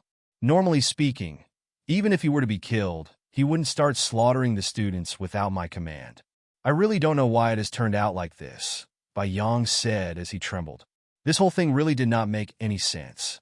Bai Yang never thought that there'd be students who could use burning bones and actually oppress his own summoned beast. What he expected even less was losing control of the summoned beast for this reason. There had to be something else in this. You should just pray for your lost beast to not kill too many people, Pan Lijun said coldly. Bai Yang was about to explain, but suddenly he felt a fierce pain in his head. This kind of feeling was like his soul had been fiercely chopped. It was so painful that it made Bai Yang's entire face turn pale as he sweated profusely. What happened now? Luo Yuanwu demanded, as he began to lose his patience. My spirit wolf! My spirit wolf! Suddenly, Bai Yang looked as though he had lost his soul. His entire being knelt down on the floor, his empty eyes looking over at the cavern dully. What happened? Tang Yue also creased her eyebrows. She had no idea what this summoner called Bai Yang was doing. My spirit wolf! It died! Bai Yang barely spit out those words, looking as though he had lost his soul. He sounded like he didn't believe the words either. Forget it, I'll just get into a good university. I heard that even higher levels of magic are only taught at university, Mo Fan said. When the chief instructor heard this, he felt angry. Sneaky kid, this instructor inviting you to our forces is your luck. You actually dare to reject me. Take the things and go. Don't let me see you again, Zhang Kong snarled, as his bad mood grew worse. Oh right, was there only a single spirit wolf guarding the cavern? As Mo Fan carried it away, he was reminded of something and asked. There's only one. If there were others, then you'd already have become their food. Why? Do you still have some doubts? Zhang Kong said. There's nothing else. I just wanted to ask. Mo Fan nodded his head and looked toward instructor Bai Yang to the side. Your spirit wolf sure can drink. Bai Yang felt suspicious, but he didn't care. Hurry up and go, Zhang Kong said impatiently. Mo Fan was kicked out of the barracks, but he couldn't help but whisper. This advanced mage got angry just because he gave away a magical equipment? The bone-side shield at this moment was in Mo Fan's hands. The bone-side shield just about covered Mo Fan's entire palm. Mo Fan, who knew nothing about magical equipment, was puzzled at this moment. Can something that only covers my palm really withstand the attack of a magical beast? Do they really think all magical beasts have a compulsive obsession to only hit the shield of Captain America? After going through some research, Mo Fan finally understood how to use the bone-side shield. When a mage uses their intent to enter the bone-side shield, the shield will automatically interlink with the magician's spirit and leave behind a magical equipment imprint within the mage's spirit world. After the imprint has been formed, the palm-sized shield will immediately assimilate into the interior of the magician's body. When the magician uses their intent to circulate the imprint, the magical equipment will immediately appear in front of the user. The shield that will appear at this time will not be the size of a palm. It will become a shield wall the size of a man. Effects like the Spirit Wolf's Flying Stone skill would then no longer be able to hurt him. No wonder this thing's price is so high. If I had this bone-sized shield when I was up against the Spirit Wolf, then I could safely use magic from behind it. Mo Fan looked at the large rhombus-shaped bone scythe shield in front of him that had the pattern of a scythe. He couldn't help but smile. With this magical equipment, he would have some resources to duel against the Yuong of the Mu family. Speaking of which, I possess both the lightning and fire elements. Although lightning strike and fire burst are very useful, they still don't have the desired combat prowess when I am truly against a magical beast. Mo Fan couldn't help but to ponder over this dilemma. Being able to kill the Spirit Wolf this time actually involved lots of good fortune. If it wasn't for the dazzling light that allowed Mo Fan to see the stalactites in the deeper part of the cavern, or Zhang Xiaoho's wind trail, or the student's unison attack, then he himself would have been shredded into pieces in an instant by the Spirit Wolf. If it wasn't for them, then how could he smoothly complete the bounty this time? I need to learn a spell similar to Wind Trail and Earth Ripple that allows me to move quickly and quickly change my own position. Or else, with my slow speed, I might get smacked to death by a magical beast before I could even finish forming my star path. After going through the battle this time, Mo Fan was finally aware of how important a defensive spell and a movement spell was. In the primary levels, only the water element possessed a defensive spell. In school, everyone thought that the water element was of little importance. However, in reality, the water element was essentially everyone's benefactor when it came to battling a magical beast. In my hands, I have a bone-sized shield. It can barely classify as a defense-type spell. Thus, the next time I awaken, I should consider a movement-type element like the wind element or the cool one like Mrs. Tangyue, a spell that allows you to move through the shadows. The wind element's primary spell, Wind Trail, was indeed remarkably useful in an actual battle. If you couldn't break away from a magical beast attack, then you wouldn't even have the margin of time needed to use your magic. The wind element was a really good choice, but Mo Fan reckoned that the shadow element would suit him even better. After doing his research, Mo Fan understood that the spell which Mrs. Tangyue used to move within the shadows belonged to the shadow element. At his stage, the spells that everyone was familiar with were only within the basic element types. In reality, other than the basic elemental magic, magic had three other main types: white magic, black magic, and dimensional magic. The healing element was a part of white magic. The shadow element was a part of black magic. The summoning element, which by Yang wielded, belonged to the dimensional magic type. The 9 years of compulsory magic education and high school classes only had basic elemental magic. If you wanted to learn about the 3 secondary types of white, black, and dimensional magic, then you had to go to university. Currently, Mo Fan was in possession of the ability to control the fire element that possessed a high attack power, as well as the tyrannical lightning element.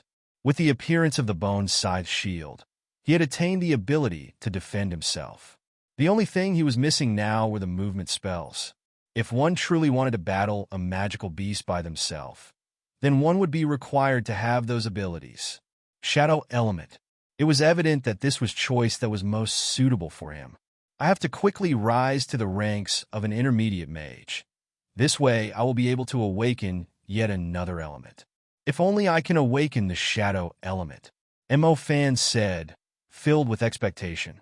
Most people could only awaken a single element as a primary mage. Mo Fan had innate double element, and thus it could be said that he already had a huge advantage. An intermediate mage could not only learn the intermediate level magic spells, they could also awaken a second time and give birth to yet another Stardust. After they awakened yet another element, the mage's battle prowess would definitely have an upgrade in quality. Just like Chief Instructor Jean Cone, when Mo Fan first met him, he was playing with flames. From this, you could tell that he was a fire mage. NOVLB //JNN. However, in the cavern, behind his back was a pair of wind wings that shocked everyone's hearts.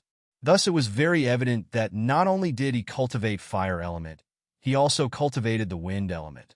Moreover, he could also deduce that Jean Cone should be in possession of one more element spell. The Wind Wings was a spell that only advanced mages can control. Intermediate mages already possessed double elements, and when they reached the advanced level, they would have a third chance to awaken. They would have a third element. In short, primary mages only had magic of one element. Intermediate mage can awaken one more element, and thus be in control of 2 elemental magics. Advanced mage could awaken yet another element and control 3 elemental magics. Mo Fan was an innate double element. Thus, he was already one step ahead of others from the very beginning. Additionally, if Mo Fan hadn't had the combination of fire and lightning elements, then he would not have been able to kill the spirit wolf. Chief Instructor Jean Cone didn't understand why the spirit wolf didn't evade the falling stalactite. This was because he couldn't imagine that not only was Mo Fan a fire element mage, he also possessed the lightning elemental Stardust. It was the lightning strike that paralyzed the spirit wolf, causing it to be immobilized. I have the little loach pendant, as well as my cultivation capacity, which is twice as much as others. Thus, the progress of my cultivation will be much faster than other people. However, having both lightning strike and fire burst is not enough to single-handedly go up against magical beasts. I need to quickly become an intermediate level mage. That way, I could have one more set of elemental spells other than the lightning and fire spells I have right now. Having more spells doesn't create a burden on my body. MHM, I have to do my best. How did the slogan of the boys of Class 8 go again? All right. Make money, cultivate, and marry Tangyue. The rate of his cultivation was still not fast enough. Even if Mo Fan had twice as much cultivation time as other people, as well as the 20% buff from the Stardust magic tool, the time would still have to be split between his two concubines, Stardust. Thus, he would only be slightly bit faster than that full Mubai. If he didn't want to easily expose the ability of his lightning element in front of others, he would not be able to rely on that small advantage to play against the ancient Mu family and their cash players. The question is, how would he be able to maximize the increase of his strength? As he decided to Baidu the answer, all it said was, buy a Stardust magic tool. This answer was essentially too stupid. Let's not bullshit. The Stardust magic tool was naturally the best tool to increase his cultivation. The question was whether the Stardust magic tool was something a person could buy. However, from Mo Fan's point of view, other than the Stardust magic tool, there were no other good methods. What if I were to upgrade the little Loach pendant to spirit rank, just like the one Mu Ningxue is wearing? A common rank Stardust magic tool is only able to increase cultivation by 20%. If I were to upgrade it to a spirit rank, then it would be a 40% increase. This way, even if I were to practice both the lightning and fire element, then I'd still be much quicker than most people. Mu Ningxue's starting point was higher than mine by too much. Since she was able to get recruited by the Empire early on, that itself would testify that her strength exceeds mine, and most likely has reached the requirement of universities. If I still slowly cultivate like this, then I would get shaken to death by the ancient Mu family sooner or later. Mo Fan didn't regret making this kind of enemy. He was only able to exhaust all his options to increase his strength due to the enemy's oppression.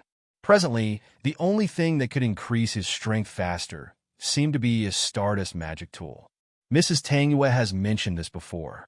The little Loach pendant could be upgraded by absorbing the spirits of magical beasts after they died. This meant that he would need to go out and slay magical beasts. If his luck was good, then a spirit would really show up. Then his little Loach pendant could really be upgraded to spirit rank. The 40% cultivation addition for a mage like Mo Fan, whose cultivation speed was already twice as fast as others, was simply riding a rocket. It seems like this is the only way. Since he had made a decision, then he should brazenly do it. The heavens has given himself this advantage.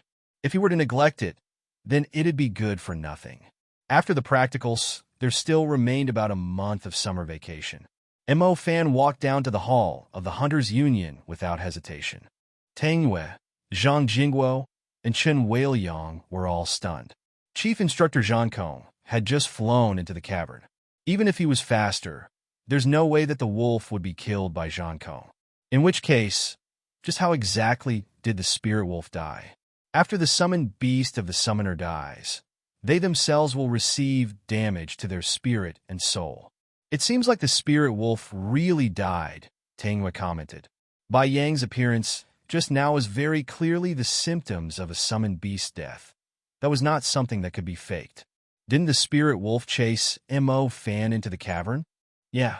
How come it suddenly died? Is it possible that the spirit wolf hit a rock and died due to the cavern being too dark? Chen Weiliang wondered. Bai Yang turned his face around with his eyes brimming with maliciousness. You censored, hit a rock and died. Your whole censored family hit a rock and died. My spirit wolf isn't some stupid rabbit who would crash into a wooden pole and die. The spirit wolf had night vision, and its body was strong. How could it possibly hit a stone and die? Even if all 40 students were to use their magic at the same time, they would not necessarily kill his spirit wolf. Let's go and check, Mrs. Tangyue said. Yes, let's hurry and check it out. The reinforcements will arrive soon, and they'll take these students back. Inside of the cavern, Chief Instructor Zhang Kong remained dumbfounded. He was unable to believe the scene his eyes were showing him. The student called Mo Fan didn't die, and at this moment his entire body was covered in wounds. The spirit wolf, who originally should have been dealt with by Jean Kong, was currently standing beneath, or more accurately speaking, it was being pierced by a stalactite, directly pinning it to the cavern floor. There were no longer any signs of life. The spirit wolf died. The combat prowess of this spirit wolf was in no way inferior to a genuine magical beast. The reason why Jean Kong let it out was definitely not to let the students be defeated. It was to allow the fake magical beast to give the students some genuine practice. Defeating this spirit wolf? That was something that shouldn't have been able to do. Even a genuine squad of hunters would be defeated by a magical beast. And let's not even talk about these students who turned soft when they saw a magical beast. Thus, after Jean Kong had charged into this place, he only hoped for there to be less students dying before he could deal with the spirit wolf. However, he saw a scene that he himself could not believe. The spirit wolf had died. It was stabbed by the stalactite. There can't be something this coincidental in this world. There's no way the stalactite would drop by itself and precisely hit the mad spirit wolf, let alone the spirit wolf's reflexes. Before the stalactite could drop on it, it would definitely be able to dodge. This was done by you? Chief Instructor, Jean Kong didn't come back to his senses for a long time. At last, he finally locked his gaze on Mo Fan. This student looked like nothing special. He had neatly cut short hair, a face that you could say was quite handsome. His body and his face that revealed that he was somewhat exhausted. His hands were firmly holding onto the other thin and weak youth who was covered in bloodstains, as if he planned on carrying him out of the cavern. Mo Fan raised his head, and his eyes also showed astonishment. Wings! The chief instructor has wings. Wind wings. Mo Fan knew this was wind wings. However, he never thought that actually seeing the wind wings would stun his heart like this. The shadow hovering in the midair, the wind wings behind his back that looked like an angel's. Damn it, that's so cool. How did you do this? Jean Kong still carried some disbelief. After asking this, Jean Kong suddenly felt like he was asking too much. From the perspective of following the crime scene and all the signs, it would be that this student used the fire burst to snap the stalactite and made it fall down and pierce the spirit wolf. However, Jean Kong's heart was still filled with numerous suspicions, as well as astonishment. First, just what degree of calm did the student have if he could think of baiting the spirit wolf into the cavern and using the stalactite as a weapon? Second, just how did he make the spirit wolf remain in place long enough to allow the stalactite stone to pierce through it? In short, he was genuinely unable to accept the fact that a second-year high school student was capable of killing a spirit wolf whose strength was a bit stronger than a magical beast by himself. Chief Instructor, I passed by this blue bracelet in the cavern. Does this mean I completed the bounty? Where's my magic equipment? Mo Fan walked in front of Jean Kong and smiled. Jean Kong quickly thought back and suddenly realized something. God's damn it! He had never prepared any magic tool from the very beginning. The difficulty of this bounty was extremely high. Since the cavern was guarded by the spirit wolf, the blue bracelet was only put there to act as a symbol. They had no hope whatsoever for the students to acquire it.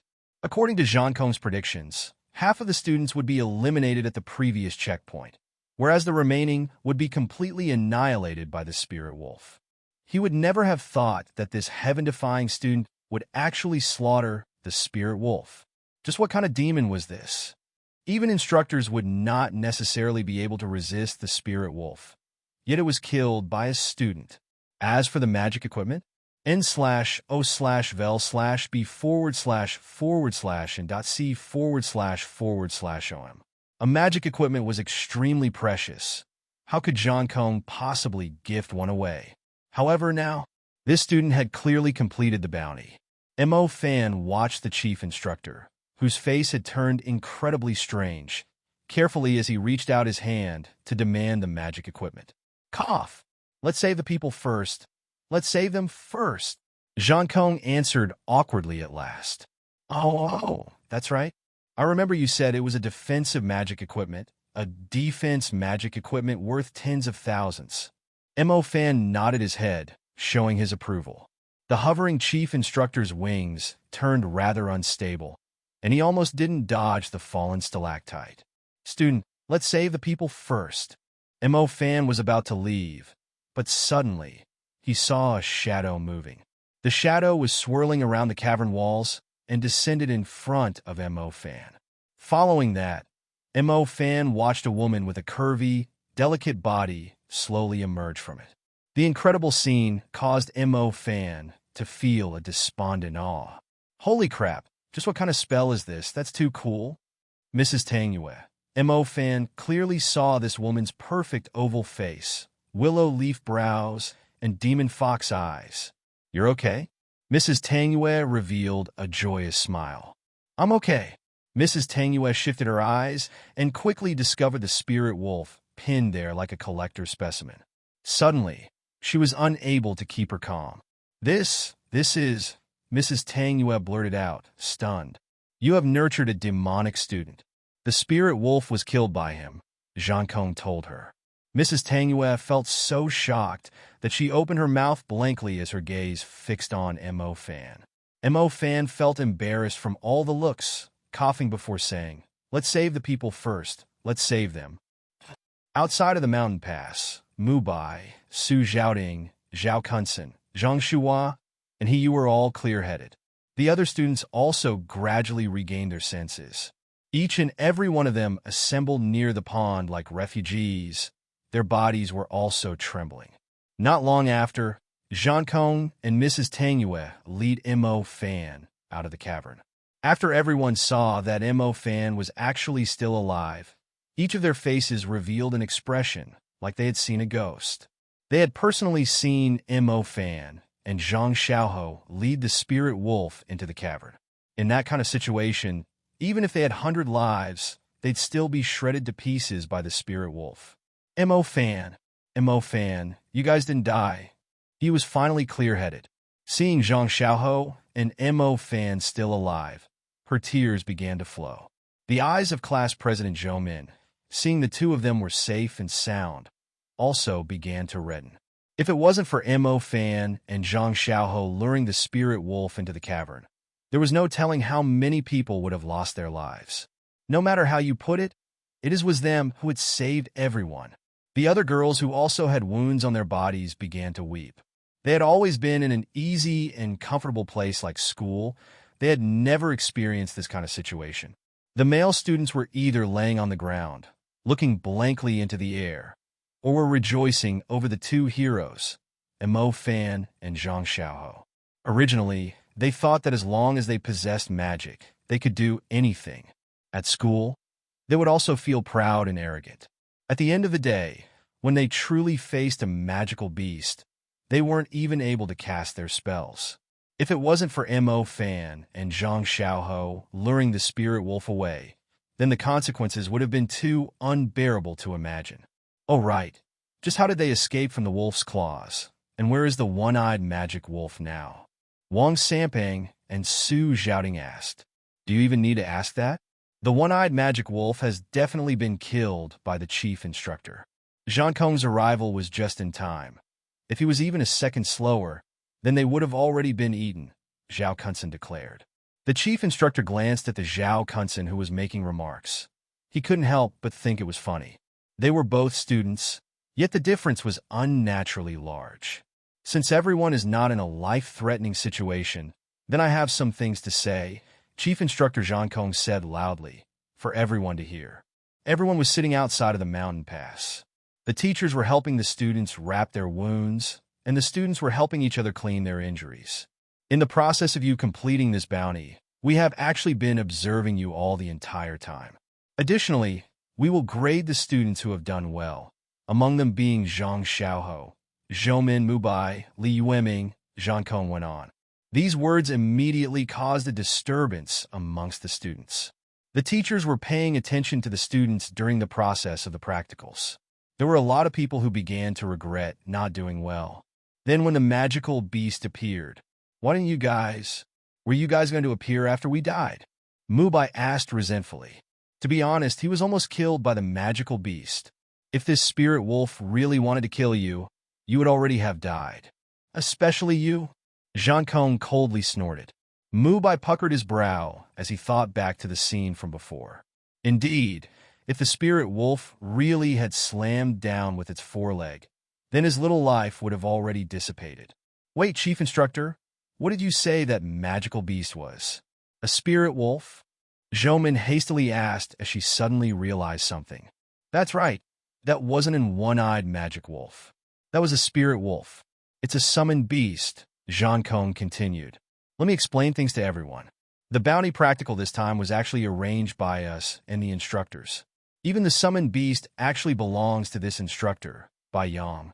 We needed you to face against a magical beast, but at the same time, we didn't want you to be killed by one, the homeroom teacher, Shuem Mushing explained. As this was being said, all of the students started crying in relief. So it was actually a practice. Why did it have to be so real? They genuinely thought that they were actually going to die. Additionally, the spirit wolf's combat prowess was far too scary. There were so many of them using magic, yet it was ineffective against the spirit wolf. I was just thinking, how could Mo Fan and Zhang Xiaoho survived it? It seems like it was a summoned beast, Zhao Kunsen said with disdain. That's wrong. The truth is, just now, there was something that exceeded our expectations. This spirit wolf suddenly went out of control. It no longer heeded the commands of Summoner Bai Yang. Just when we thought the spirit wolf was going to massacre you all, Mo Fan and Zhang Xiaoho lured it into the cavern. Thus, your lives was actually saved by the two of them, Zhang Jingguo stated. Heavens, then we really are fortunate. Zhang Yinglu couldn't help but yell out. What fortunate? It was Mo Fan and Zhang Xiaoho who saved us. These two brothers, if there is anything in the future, don't hesitate to issue me a command. I will not decline it under any circumstances. We're thankful for your bravery. From now on, you will be our eldest brothers. Wang Sampang and Su Zhaoting were friends and very proud and arrogant. However, now they were both expressing their thanks to Mo Fan and Zhang Xiaoho. NOVL B/JNN. Mu Bai and Zhao Kunsen were just standing there with their faces pale. How could they accept that their most despised person had actually saved their little lives? Teacher, you better give extra attention to this cavern. If that berserk summoned beast were to charge out, Zhoumin reminded them. Don't worry, the summoned beast has already died, Mrs. Tangyue said. It was killed by Mo Fan. Zhang Kong nodded his agreement. Oh, as long as it's dead. As long as it is dead. This kind of berserk summoned beast. Wait, Chief Instructor, what did you just say? Wang Sampang didn't immediately come to his senses before he opened his eyes and asked again.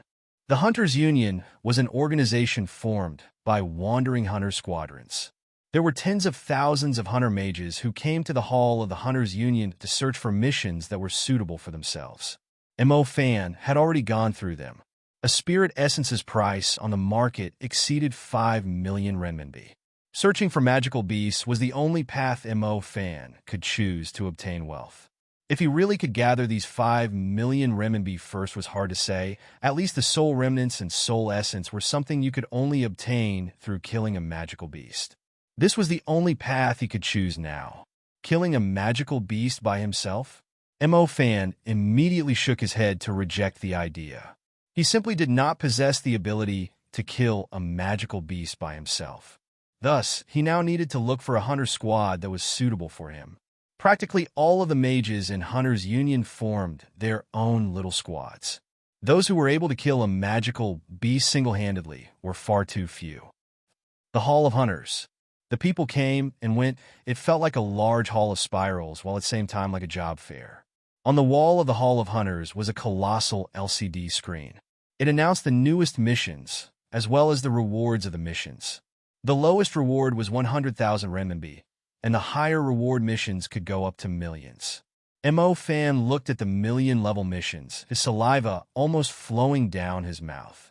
Completing 5 of those kinds of missions, and he would be able to buy a soul essence to upgrade his little loach pendant by a level. Unfortunately, that wasn't something a normal person could do. Iron Hammer Squad is looking for ice elemental mages. Required battle experience is 3 years and above. Have the desire to cooperate in a team. The most important thing is to have an adept control of the ice spell. The mission has already been received. Average reward is 20,000 renminbi. Estimated 2 months completion. Wind element mages. The squad lacks an experienced wind magician who can lure and one-eyed magic wolf. Other elements are not needed. Fire element. Where are the fire mages? Join our fierce wind squad. Guaranteed to efficiently complete missions and get wealthy. Mo Fan swept a glance over to the side, and he discovered that those magicians who had joined squads before had actually brought resumes. On the resume was distinct proof of their time in other squads, how many missions they'd completed, and the levels of the missions. Mo Fan was dazzled by this scene. For a moment, he just had no idea on how to pick. It seemed like the magicians who had just graduated were those no one wanted. After all, they had far too little experience with magical beasts. One small mistake, and they'd lose their life. Who would dare to have mages who just graduated? Whereas Mo Fan hadn't even graduated. He was a student who had just entered his second year of high school. Bringing a magic student was simply a nuisance, and essentially defrauding his squad mates. He could tell that it would be very hard to find a suitable squad from his time in practicals. Sheet, being a mage actually needs qualifications this particular year. Mo Fan couldn't help but curse. As Mo Fan finished cursing, a man hurriedly ran past Mo Fan and bumped into Mo Fan while cursing even more. I'm sorry. The City Hunters team is currently recruiting. I have to go and give it a try. Excuse me for bumping into you. A weak youth wearing thick glasses said to Mo Fan. City Hunters team? Mo Fan asked suspiciously. Yeah, don't you know? They're specialized in sweeping dangers within the city. They're a group who kills magical beasts that are hiding within the city. The City Hunters team has always been the first choice of hunter mages. After all, they are hunters who can stay within the city, who likes to run around the desolate areas and fight against unknown creatures. Not to mention, the City Hunters team's rewards have always been really high. The youth in glasses pushed his glasses up as he spoke. N/O/vel/B/in.C//in.C//om. Tong Yubin, you should stop wasting your time. A mage like you who just graduated from a magic high school doesn't have experience nor the strength. There's no way the City Hunters team would notice you, unless you're a lightning mage. An old hunter to the side ridiculed him. They're looking for lightning mages? Mo Fan's eyes beamed as he asked hastily. The City Hunters team, they moved within the city. This is something very suitable for Mo Fan, who was still studying in school. If he were to go to the outside, then he wouldn't know how long it would take him to finish a mission. Lightning mages has always been in demand for squads.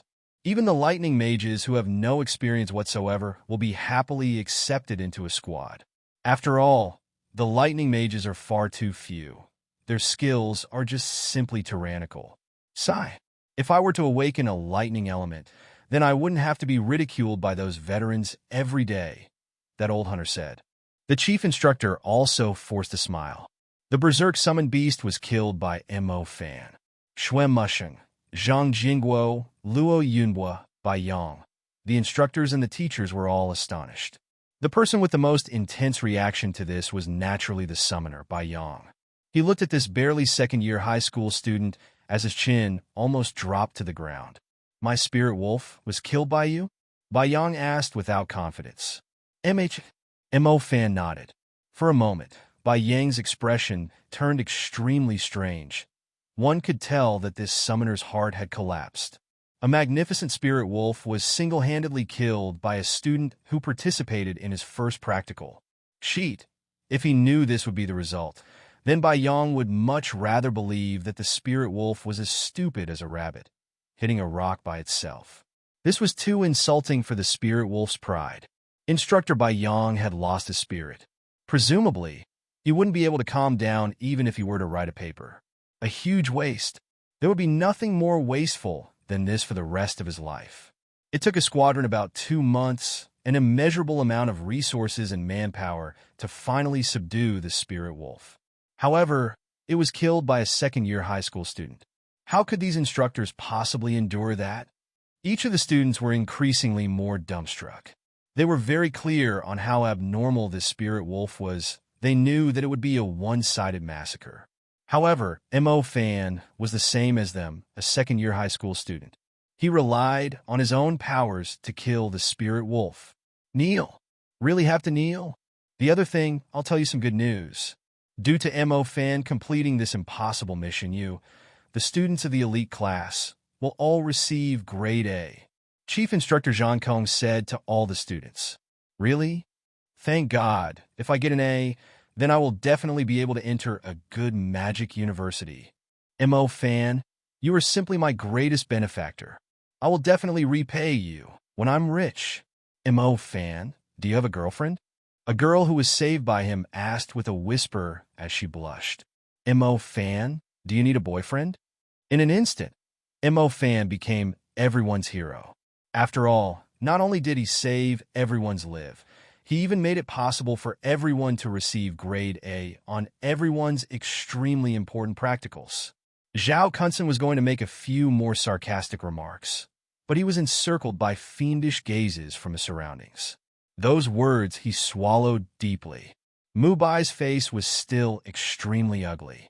He was the first person to use magic. However, it was ineffective. Then he was stuck unconscious by the spirit wolf. In the end, his limelight was stolen by Mo Fan. Did you hear?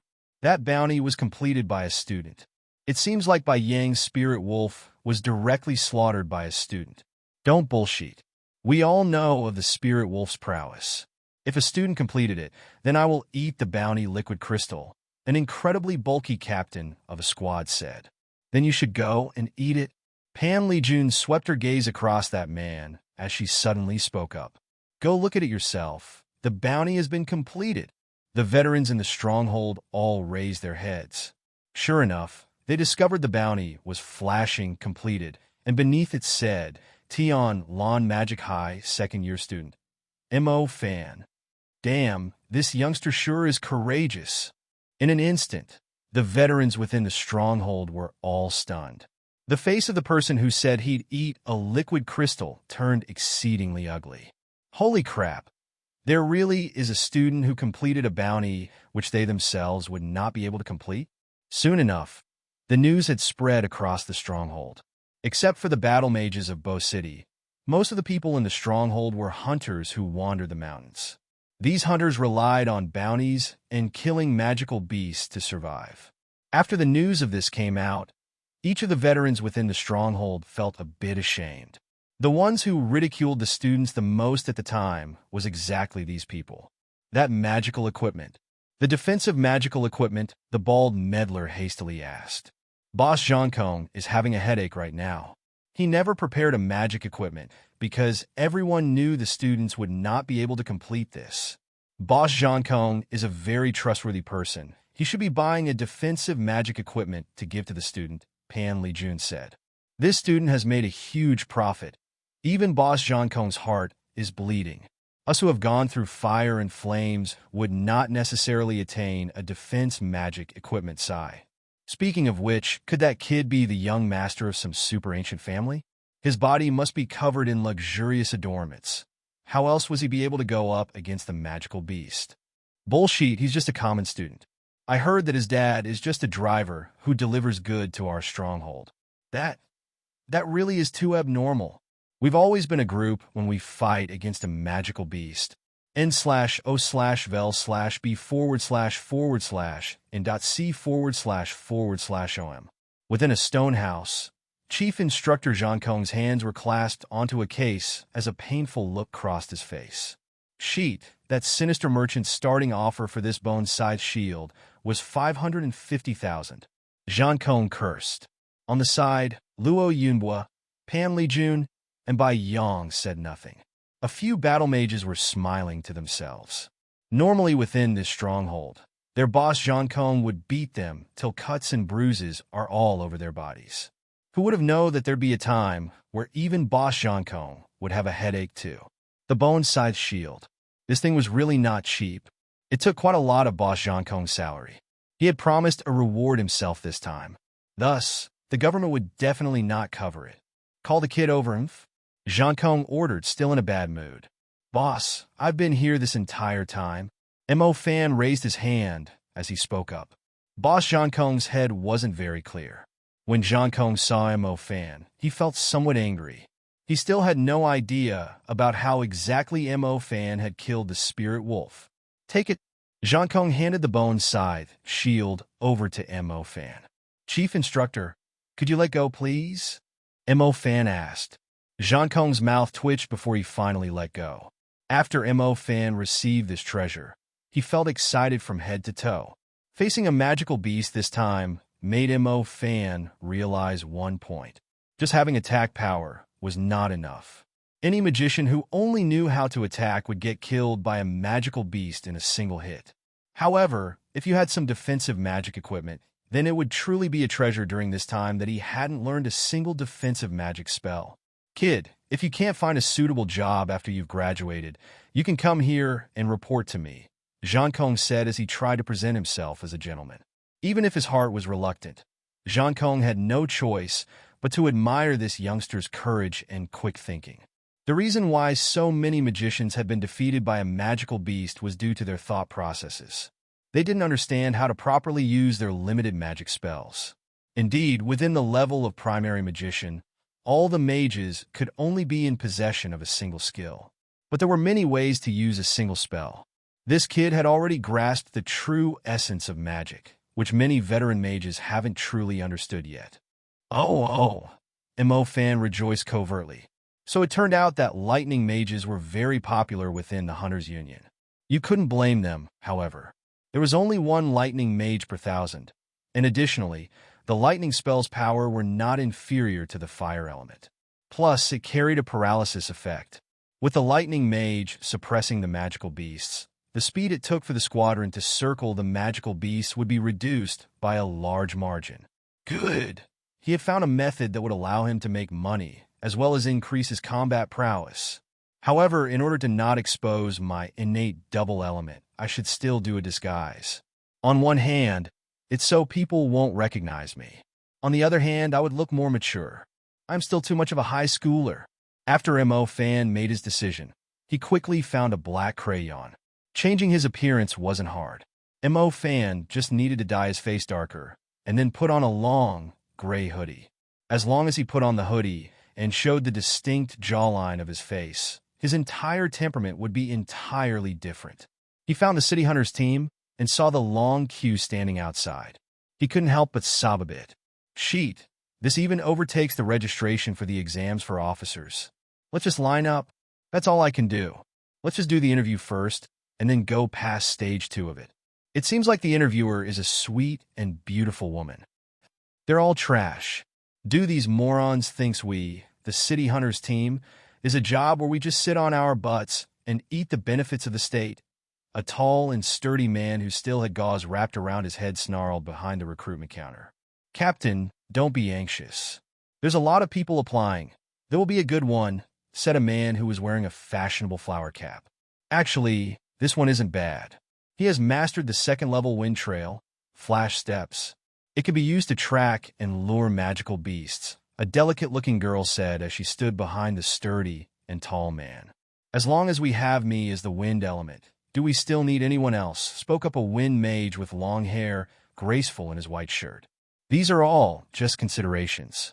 I still haven't seen anyone I'm completely satisfied with yet, the gauzed-up captain said. In that case, how about Ah Chung? This fella is quite clever. The truth is, the really amazing mages actually have their own fixed squads. They rarely wander over here. In my point of view, we should just choose Ah Chung. His fire abilities should be sufficient enough against a magical beast. The graceful, long-haired wind mage spoke up. The captain helplessly shook his head. It seems like this is the only way. As he finished saying this, that sweet-looking recruitment girl hastily ran over, her face ramming directly into the captain's chest. Ah, I'm sorry. The recruitment girl's cheek was red as she hastily apologized. There's a lightning mage applying to join our City Hunters team. Are you for real? The tall and sturdy captain seemed more energized. His eyes beamed as he looked in the direction of the long recruitment line. The other squad mates' eyes also sparkled. Lightning Mage! Their City Hunter team was indeed more popular relative to other squads.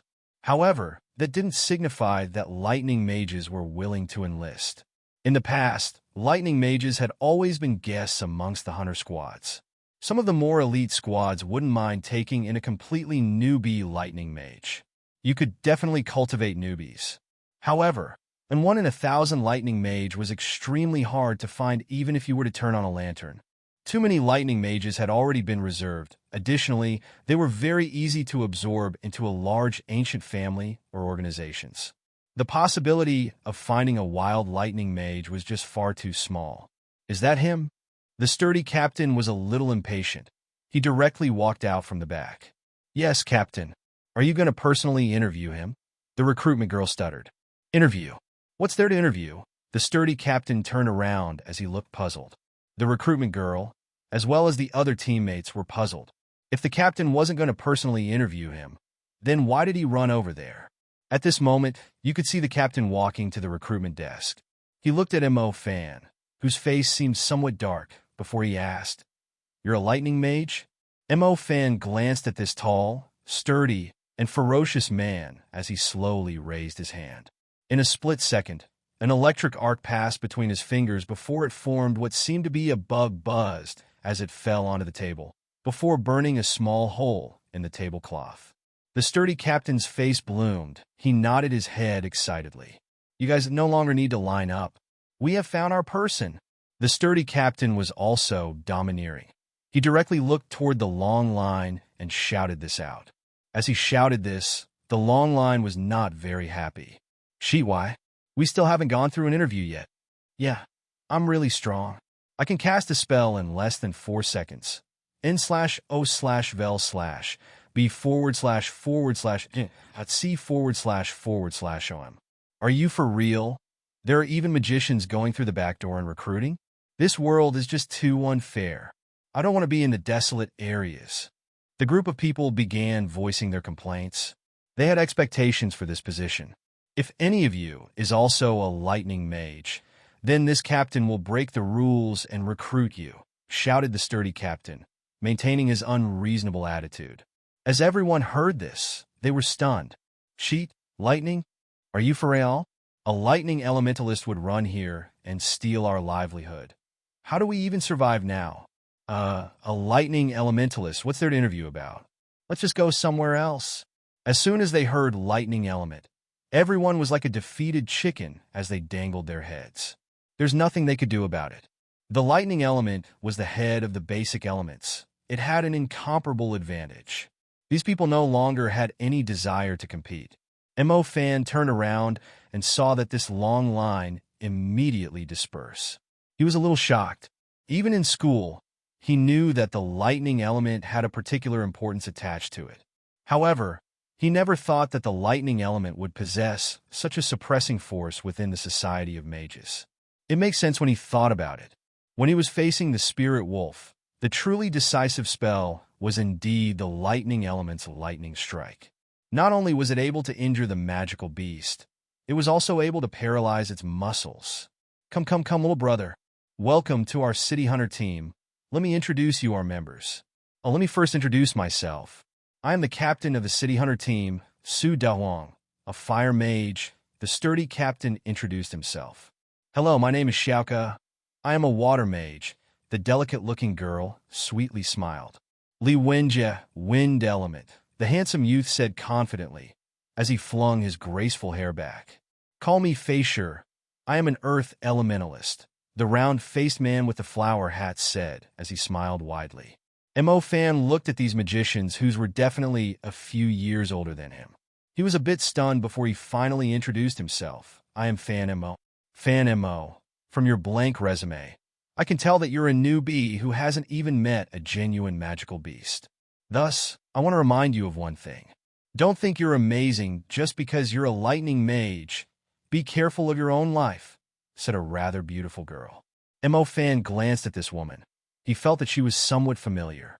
Oh, this is my vice captain, Kaidang Ice Element.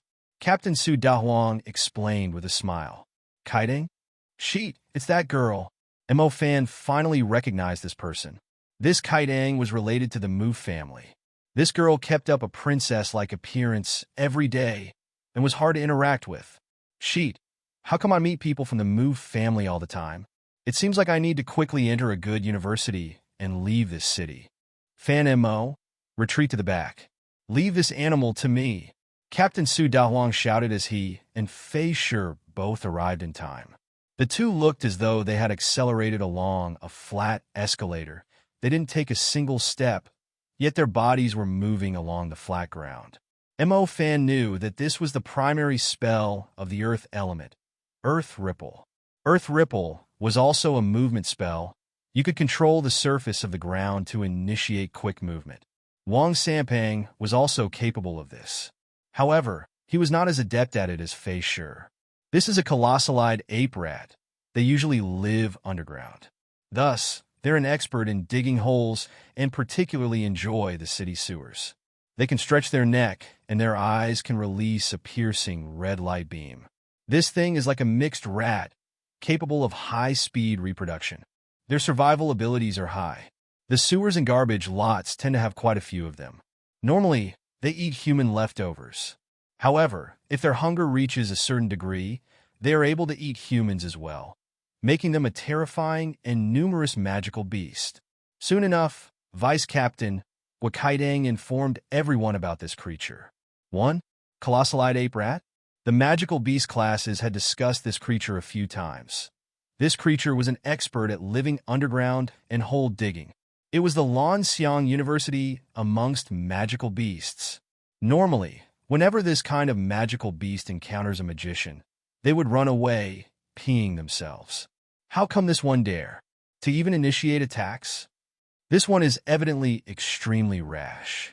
I reckon it's starving, requiring a large amount of food and energy. Fortunately, we happened to find it, Fei Shi said as he smiled. These people were different from the group of students who were scared like dogs when they first encountered magical beasts. Whether it was the Captain Su Dahuang, the girl Xiao Ku, Wind Mage, Guakaidang, or Uncle Fei Shi, they wore a different attitude when they faced off against the colossalide ape rat. They were all spread over, but they stood within a distance where they could support each other. They formed an attack formation, while maintaining a distance where they could retreat if they encountered danger. Mo Fan, who had just joined their team as a member, was awkwardly standing there. It looked as though he had told his teammates, "After you retreat, I will challenge this creature." However, the truth was he was slowly shifting toward the back of his teammates. On the inside, he was cursing Fei Shi for not using Earth Ripple on him. The sound of an empty stomach grumbled out. This colossalide ape rat was indeed extremely vicious.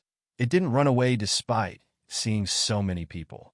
Its eyes immediately locked onto the closest person to itself, the Wind Mage, Li Wenjie. It's the red light beam. This animal that lived amongst the human city's dark corner looked as though it wanted to shoot through the people moving around it presently. Its intense roaring was particularly fierce in the air of the evening school campus. "You want to attack us?" The Wind Mage Li Wenjie was laid back. Mo Fan practically didn't see Li Wenjie meticulously focus his mind to link the star paths, yet a cyan wind track emerged around his body, incessantly blowing his white shirt. Swoosh! The red piercing beam shot forth, but Li Wenjie left behind only a chaotic air in his former location. His figure had already flashed 5 meters away.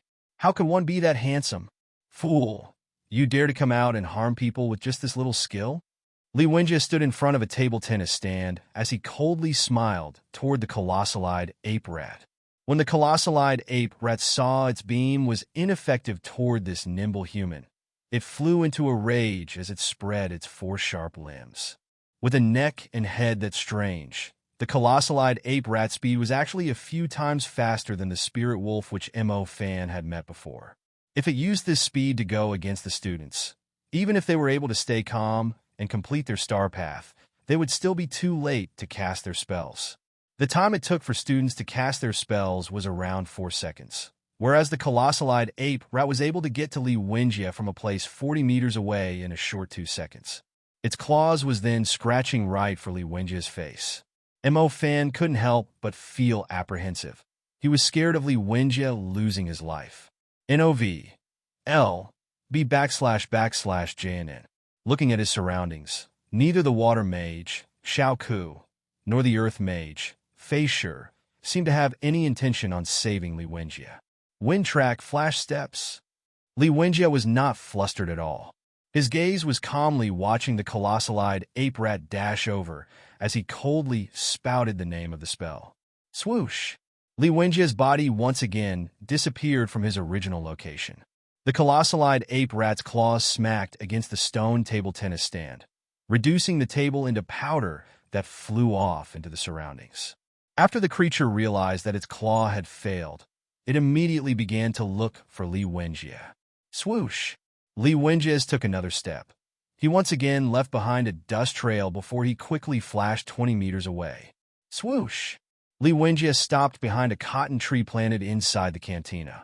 To Mo Fan's surprise, the Wind Mage had once again disappeared from his sight. Following this, a red beam fiercely hit the cotton tree Li Wenjie had stopped behind. The cotton tree was pierced straight through by the beam, leaving behind a blackened hole. Ash blew out of the hole from the superheated steam and charred wood, drifting down in a cloud of dark motes. Wind track, flash step. Mo Fan saw this as he gasped in surprise. In school, all the wind elemental students had only grasped the wind track's swift travel. To move fast with swift travel was only possible if you were able to create a wind tunnel. Although it was indeed quick, it was still not as fast as Li Wenjie's flash step. If Zhang Xiaohou had grasped Wind Track's flash steps back then, he would definitely have been able to thrash that spirit wolf around a few times and get out of the difficult situation of being chased deep within the cavern. Although it was also a primary spell of the Wind Track, its effect felt evidently on a different level.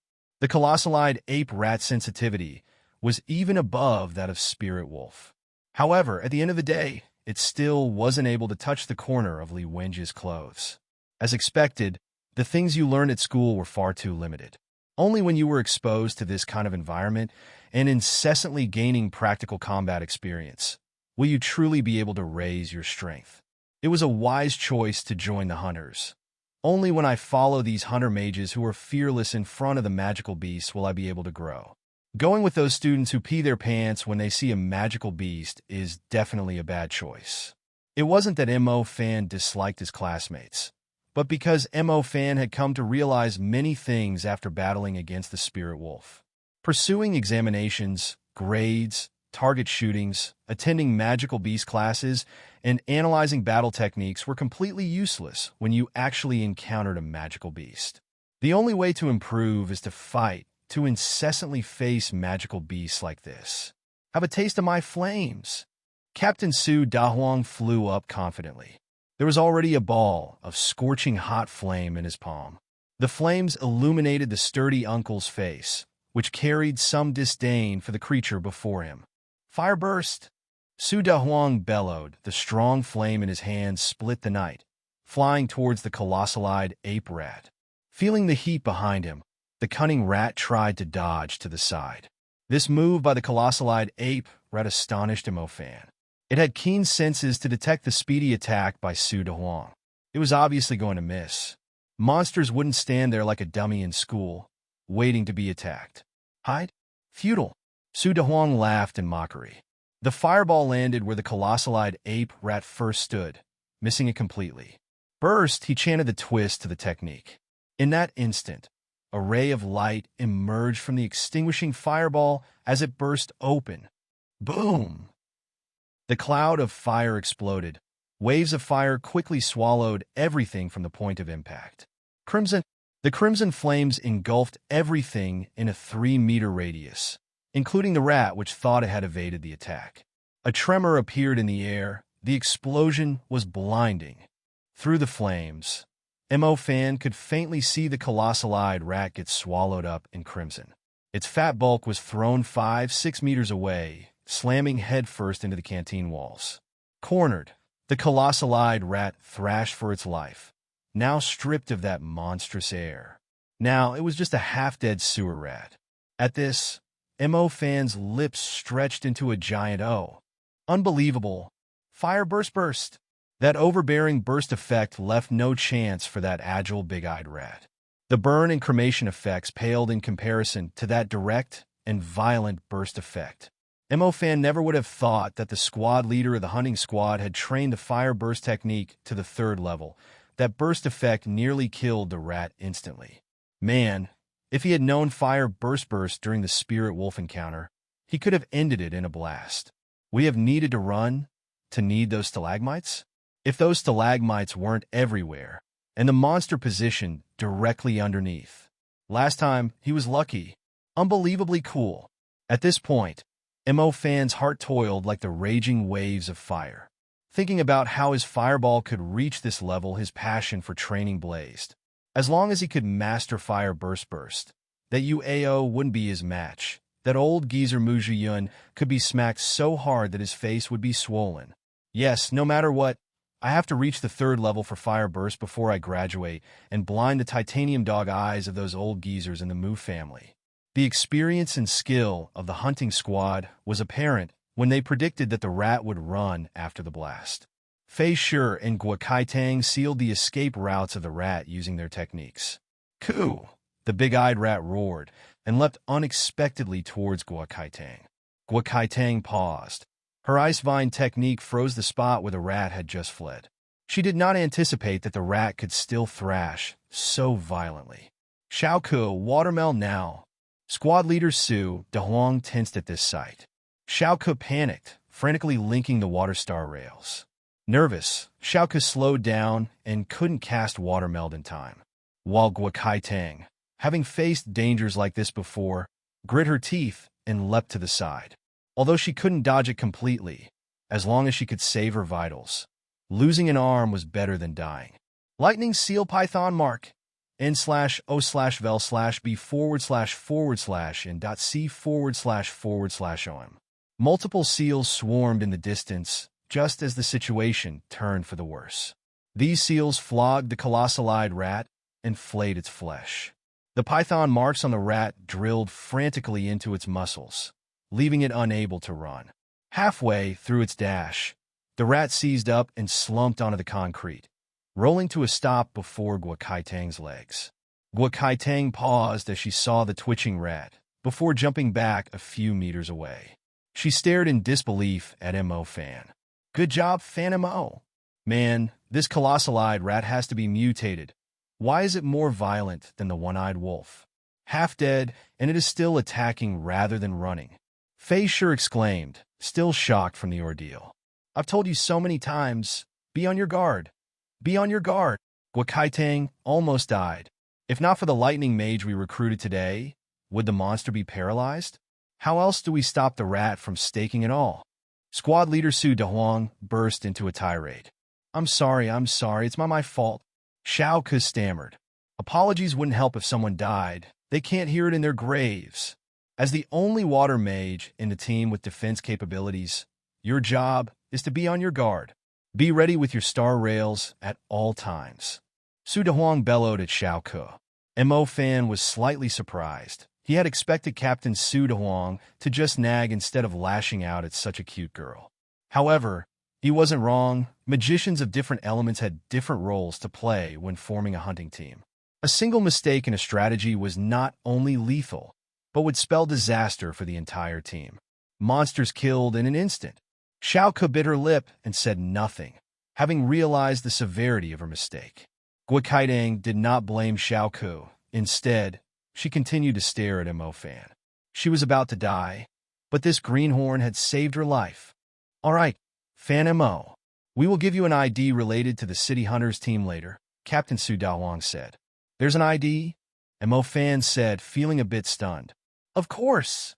Fei Shi explained as he kept smiling. This ID has quite a few privileges. The U right now is equivalent to an enforcement officer within Bo City. You're saying that I have now become an honorable enforcement officer? Mo Fan asked as he creased his brow. Haha, we are precisely city officers. Li Wenjie suddenly laughed. Only after he stopped laughing did he continue. The only difference is that we don't deal with those law-breaking peddlers nor profiteers. We deal with the things that emerge at night. A city officer of Bo City? n/o/vel/b//jan.c//om. Mo Fan couldn't help but smile a little. This position was quite to his own liking. It had a whiff of being Spider-Man, the Flash, or Iron Man, the hero that was supposed to save this chaotic city. While at the same time, he could be mysterious as he flirted with girls. Mo Fan quickly blended in with the mood. Fei Shi, the older brother who had the most experience, introduced the squad's current state of affairs as well as their primary responsibilities. Hello? What? Why didn't you report this to me earlier? What kind of global joke are you making? Those police officers are completely useless. While they were happily discussing things, the Captain Su Dahuang roared into his phone. Li Wenjie, Xiao Ku, Fei Shi, and the people who were happily talking to Mo Fan suddenly changed expressions as their gaze fixed on Captain Su Dahuang. At this time, Fei Shi creased his brow as he whispered to the suspicious Mo Fan. Originally, we wanted to take you out for some drinks. Who would have thought that the second you joined us, we would be assigned work? If we aren't wrong, then it's most likely the cafeteria's quaking door of Mingwen Girls Middle School. The cafeteria's quaking door? Mo Fan's eyes widened. He had heard of quaking cars, quaking water, quaking field, but it was his first time hearing about freaking quaking doors. You city people sure know how to have fun, one. Brother, you are too wicked. It's not what you think it is. Every night, the school's cafeteria would have some strange quaking. In the beginning, they thought it was some construction team working in the middle of the night. After that, they had dispatched people to check, and the report said there was no construction team. Instead, there was a strange story that has been passed down through the Mingwen Girls Middle School. Fei Shi explained to Mo Fan as he whispered. Did you say Mingwen Girls Middle School? Mo Fan suddenly realized something before he inquired further. Yes, it's a girls-only school. Even the teachers, Fei Shi returned to being serious. Mo Fan was unable to have sexual fantasies about it. Yi Xinxia was at precisely that girls' school. Thinking back on it, roughly 2 months ago when he was on phone with Yi Xinxia, she had told him that her cafeteria was really scary. All right, let's make use of the time when the students aren't studying to immediately resolve the issue, Captain Su Dahuang said, putting down the phone in his hand. Su Dahuang's face was no longer smiling. Li Wenjie, Xiao Ku, Guo Kaidang, and Fei Shi. The 4 people's eyes were all fixed on their captain. There has been an accident. A second girl has gone missing, Su Dahuang said with a calm voice. Everyone's brows creased.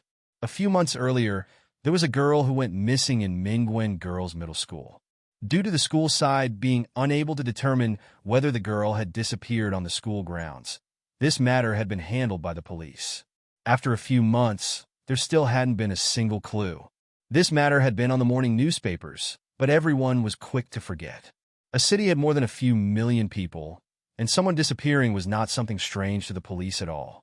Su Dahuang and his team had made a trip to the Mingwen Girls Middle School once before. The school, however, didn't want to make this into a big ordeal. Thus, they didn't want to let the city hunters do anything, leaving the matter completely unsettled. Who would have known that half a year later, there'd be yet another girl gone missing? This time, she had actually gone missing within the school grounds. The school finally realized that this was a big problem, and they urgently got in contact with the city hunter team. Captain, if someone were to gone missing, shouldn't they still just contact the police? Xiao Ku opened her mouth to ask. This light mage found some footprints that didn't belong to humans, Su Dahuang said solemnly. Everyone else immediately turned silent, except for Li Wenjie, who seemed to be bursting with life. It was evident that he felt happy about having work to do. They contacted us a week after this happened. They really are a group of morons.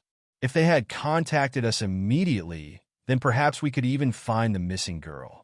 Now that it has been this long, that girl is definitely gone. Some schools are like that. Everyone wants to hide the bad things, but once they realize they cannot hide it, that's when they know it's a real problem, Guo Kaidang said coldly. As Mo Fan heard everyone talking, his heart began beat harshly. Missing for a month? Yi Xinxia hadn't contacted him for a whole week. Due to him not having the money to buy a mobile, Mo Fan had always used the old telephone booth to call Yi Xinxia's mobile. He would talk to her at least once a week. He had just returned from practicals, and his heart was filled with how to increase his own strength. Thus, he forgot to check in with Yi Xinxia. Anne Mo Qing's house was near Mingwen Girls Middle School. Even during summer break, Yi Xinxia would spend the majority of her time immersed within the school's library, since it was extremely inconvenient for her to walk to begin with. As Mo Fan thought more about it, his heart felt increasingly more panicked. He urgently borrowed a phone from Fei Shi. "The number you have called is unavailable." Mo Fan's heart jumped. "I will reunite with you guys in a bit." Not saying anything further, Mo Fan dashed out of the hall of the Hunters Union. "Hey, wait! In any case, take my phone with you. This way we can contact you easier." Fei Shi yelled toward Mo Fan. As he yelled out, Fei Shi tossed his phone toward the running Mo Fan. "Brother, isn't it a bit dangerous when you throw your phone like that? What if that kid didn't catch it?" "Don't worry, that's a Nokia. It won't break." "Brother, I meant as in what if you crushed him to death?" "What's wrong? Why is your face suddenly looking so bad?" "Who knows? Either way, we should start doing our work." Mo Fan felt as though he was burning with impatience. At this moment, he really wished he had a movement spell so he could quickly arrive at Mingwen Girls' Middle School. Sitting in the slow taxi, he finally arrived at Aunt Mo Qing's house. As he dashed into his aunt's house, Mo Fan almost crashed into a girl in a wheelchair when he turned a corner. "Brother Mo Fan." Yi Xinxia smiled sweetly. She was astonished and delighted that he was there. "Xinxia, you're okay. You scared the living hell out of me." As Mo Fan saw Yi Xinxia smile, his heart immediately calmed down. "What's wrong? Why was your phone turned off when I called you?" "Payment was due. I wasn't willing to pay." Yi Xinxia lowered her head as she answered, feeling embarrassed. "All right, the girl only wanted to save a little money. Either way, as long as she was okay, it was good." Mo Fan loosened up. "Did the practicals go smoothly?" Yi Xinxia handed a rolled handkerchief to Mo Fan. Nowadays, girls who carried a handkerchief were far too few. It's not that Xinxia was immersed in literature, but it was because carrying one would save money. Mo Fan wiped his sweat as he also smelled the fragrance on the handkerchief. There's still that alluring body fragrance. The ones he had stolen before had lost their fragrance. I almost exposed my vulgar actions. "I heard that there are missing girls from your school?" Mo Fan asked. Yi Xinxia nodded several times urgently. "It's really scary this time, and won't even let me go to school. Tell me what's going on." "It's a girl from my next-door class. Her name is Lin Yuner. The day she disappeared, I was also in the library. She even told me that she was going back to the dormitory. However, after that, I never saw her again. None of the cameras in school saw her leaving the school either," Yi Xinxia said as she said with a low voice. Seeing her turning pale at recalling this, Mo Fan lightly patted her shoulder. "In this case, you're the last person to see her?" Mo Fan asked. "Yeah, the police have already asked me numerous times, but that is all I know." However, Yi Xinxia lowered her head. "What's wrong?" Mo Fan asked. "After leaving the library, I smelled something strange. This smell was similar to the rancid odor that was emitted from a certain place within the school cafeteria. However, our library is far from the cafeteria, and at that time, I felt a strange chill. It was like something was staring at me. I was really scared, so I hurriedly left that place," Yi Xinxia said. Mo Fan's eyebrows creased. Apparently, she had already been extremely close to danger. "Brother Mo Fan, if I didn't leave that early," Yi Xinxia was clearly at a loss. "Yeah, it's a good thing that you left early, or else you could possibly have become that missing girl." Mo Fan was glad inside. Yi Xinxia shook her head as she used a voice that only she seemed to be able to hear to blame herself. "I reckon that Scary Thing's initial objective was me. Since I hurriedly left the place, it turned its attention toward the person next to me, Li Yuner. I should have gone to find Lin Yuner and had her leave the school with me." As Mo Fan heard Yi Xinxia blaming herself, he was momentarily speechless. This brat, just what is she thinking in her head? If she hadn't left early, then it's possible that there would be 2 missing people. If the school really had something that shouldn't be there, then neither of the 2 girls had the strength to defend themselves. How can this be blamed on you? Even if you were to tell Lin Yuner, she'd just think you're too paranoid. Your 5 senses has always been more sharp than others ever since you were young. However, you are unable to move freely. Being able to protect yourself is already an impressive matter. Mo Fan used a soft voice to comfort her. Brother Mo Fan, do you think Lin Yuner has already n/o/vel/b//and .c//om? Most likely, oh no. Definitely not. I'm now working for the City Hunter team. We will solve this problem. How could I let my cute Xinxia stay in such a dangerous school? Mo Fan said as he clapped his chest. This came from Mo Fan's heart. With such a thing happening within the Mingwen Girls' Middle School, even if he wasn't a part of the City Hunter team, he'd still rush over. Yi Xinxia had already lost something very important to her growing up. No matter what happened, Mo Fan would not allow his wheelchair-bound sister to suffer even more things. She was pure, beautiful, and kind. When he was young, he'd often hide in Yi Xinxia's home after having fights with other kids from the area because he was scared of his dad's scolding. Yi Xinxia would carefully clean and wrap his cuts and bruises for him. She even lied to them for his sake. Ever since then, Mo Fan made a vow to himself that he would definitely take good care of her and not allow her to suffer anything. For the next few days, stay home. Wait till I finish dealing with the perpetrator. Mo Fan patted Yi Xinxia's head. Yi Xinxia nodded her head sweetly. After learning that Mo Fan was a lightning mage, Yi Xinxia began to feel more safe. Moreover, she could also feel her brother Fan was currently becoming stronger and stronger. He went from a common youth to a magician, and then became a member of the City Hunter team. He changed practically every time she saw him. She guessed that during the time she didn't see him, he had done his very best to improve. Brother Mo Fan, did you get exposed to the sun when you were in practicals? Not at all. Why do you ask that? You're so black that I could barely recognize you. After leaving his aunt's home, Mo Fan headed for Mingwen Girls' Middle School. Sheet, a city and a school, actually had such a scary thing happening, developing the flowers of this country in this kind of environment. The teachers may be able to endure it, but this uncle won't. The beautiful girls of Mingwen Girls' Middle School, do not be flustered. Do not be afraid. Point 1 Your prince on a black horse has come to rescue you from this chaos. Bang! As he kicked the elegant gate of the school open, Mo Fan was feeling ready to enjoy the admiration and attention from thousands of girls in their short, white skirts. Who would have thought that as he looked in, the entire campus was completely empty? A few homeless cats on the flower bed stretched their heads out as they used their disdainful gazes to look at the intruder by the gate. It looked as though they were saying, "Where'd this retard come from? You scared the crap out of this daddy." Oh, I forgot this is the summer break. The girls aren't here. And you got here before me. Not long after, a girl's voice came behind him. Mo Fan turned around and discovered it was that extremely arrogant Guakaidang. Other than this girl having a plump chest and slender legs, her entire body emitted the temperament of an evil woman. Did you find anything? Guakaidang asked Mo Fan. I have asked the person who last saw the missing girl. She said she smelled the rotten odor from the cafeteria. I have basically determined that the cafeteria either has a panty-stealing pervert or a magical beast.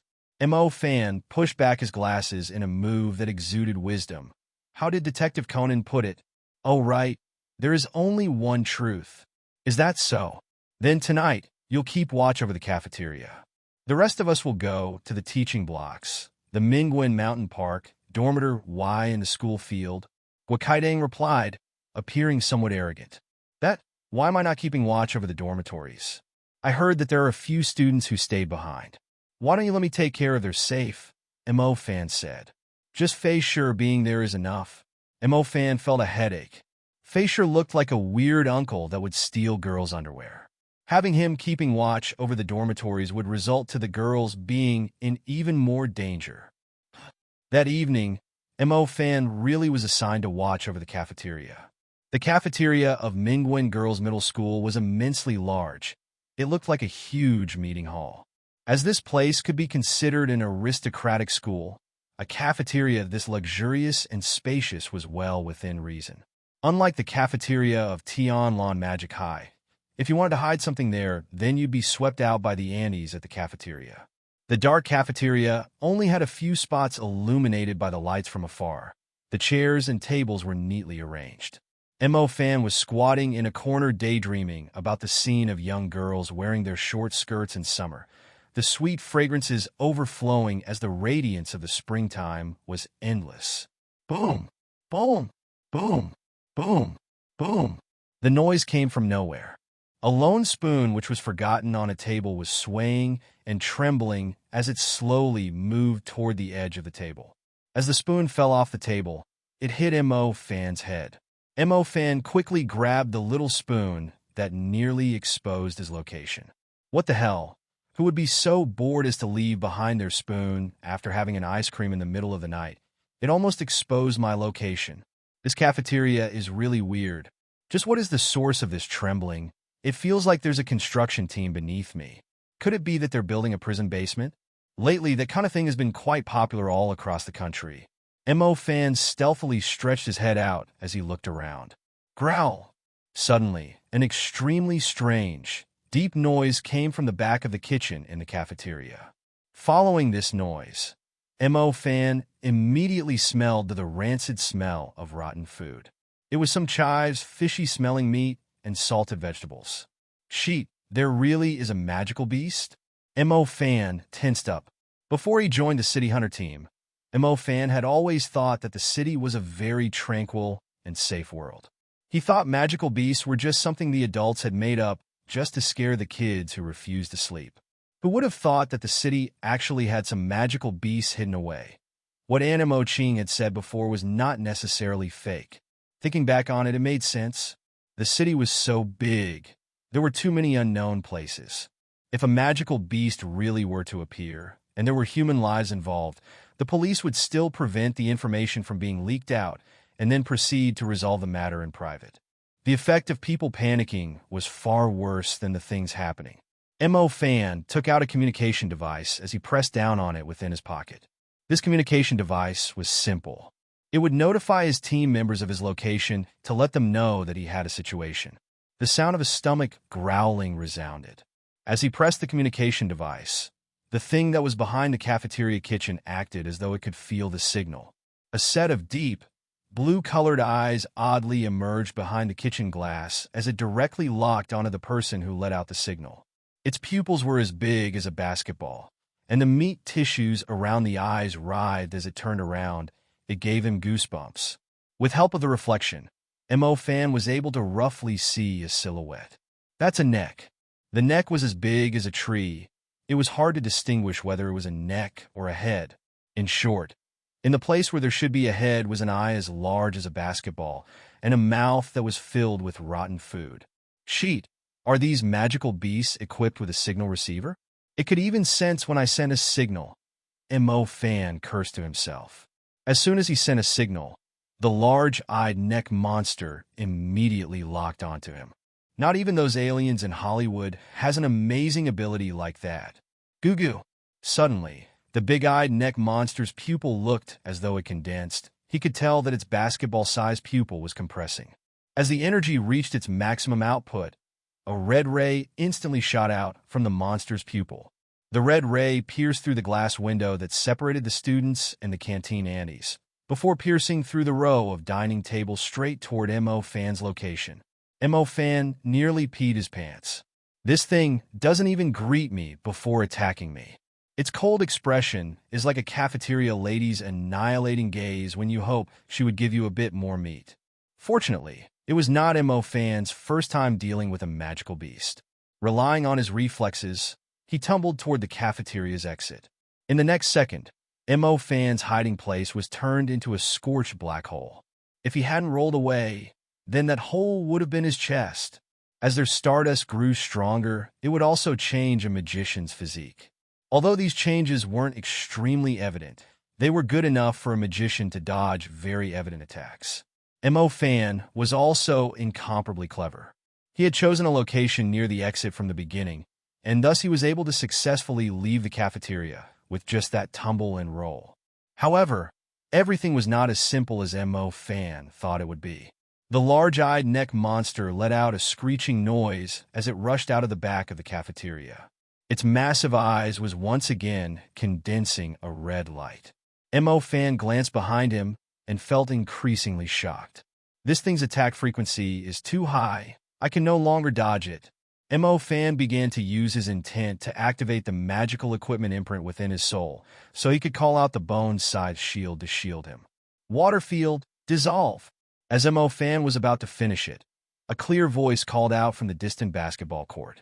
Following this, Mo Fan saw a stream of water forming in the air. This stream of water was as soft as a ribbon as it floated in front of him. However, it quickly formed into a concave shield. N/O/vel/b/in.c//om. After the red ray hit the water shield, it was completely neutralized. The red energy was immediately dispersed into countless droplets as they sprinkled over Mo Fan's feet. Mo Fan immediately canceled the activation of the bone-sized shield. He turned his head around just in time to see the girl called Xiaoke smiling sweetly toward him as she revealed two cute canine teeth. Xiaoke, lady, your timing is too good. Hello, everyone. As we wrap up this video, I want to share a quick note. I have a Patreon account. If you'd like to support me and enjoy on-demand audiobooks, you can become a Patreon member. Alternatively, you can check out my Google Drive link, which has 500-plus novel audiobooks available through my Ko-fi or Patreon shop. I appreciate your support.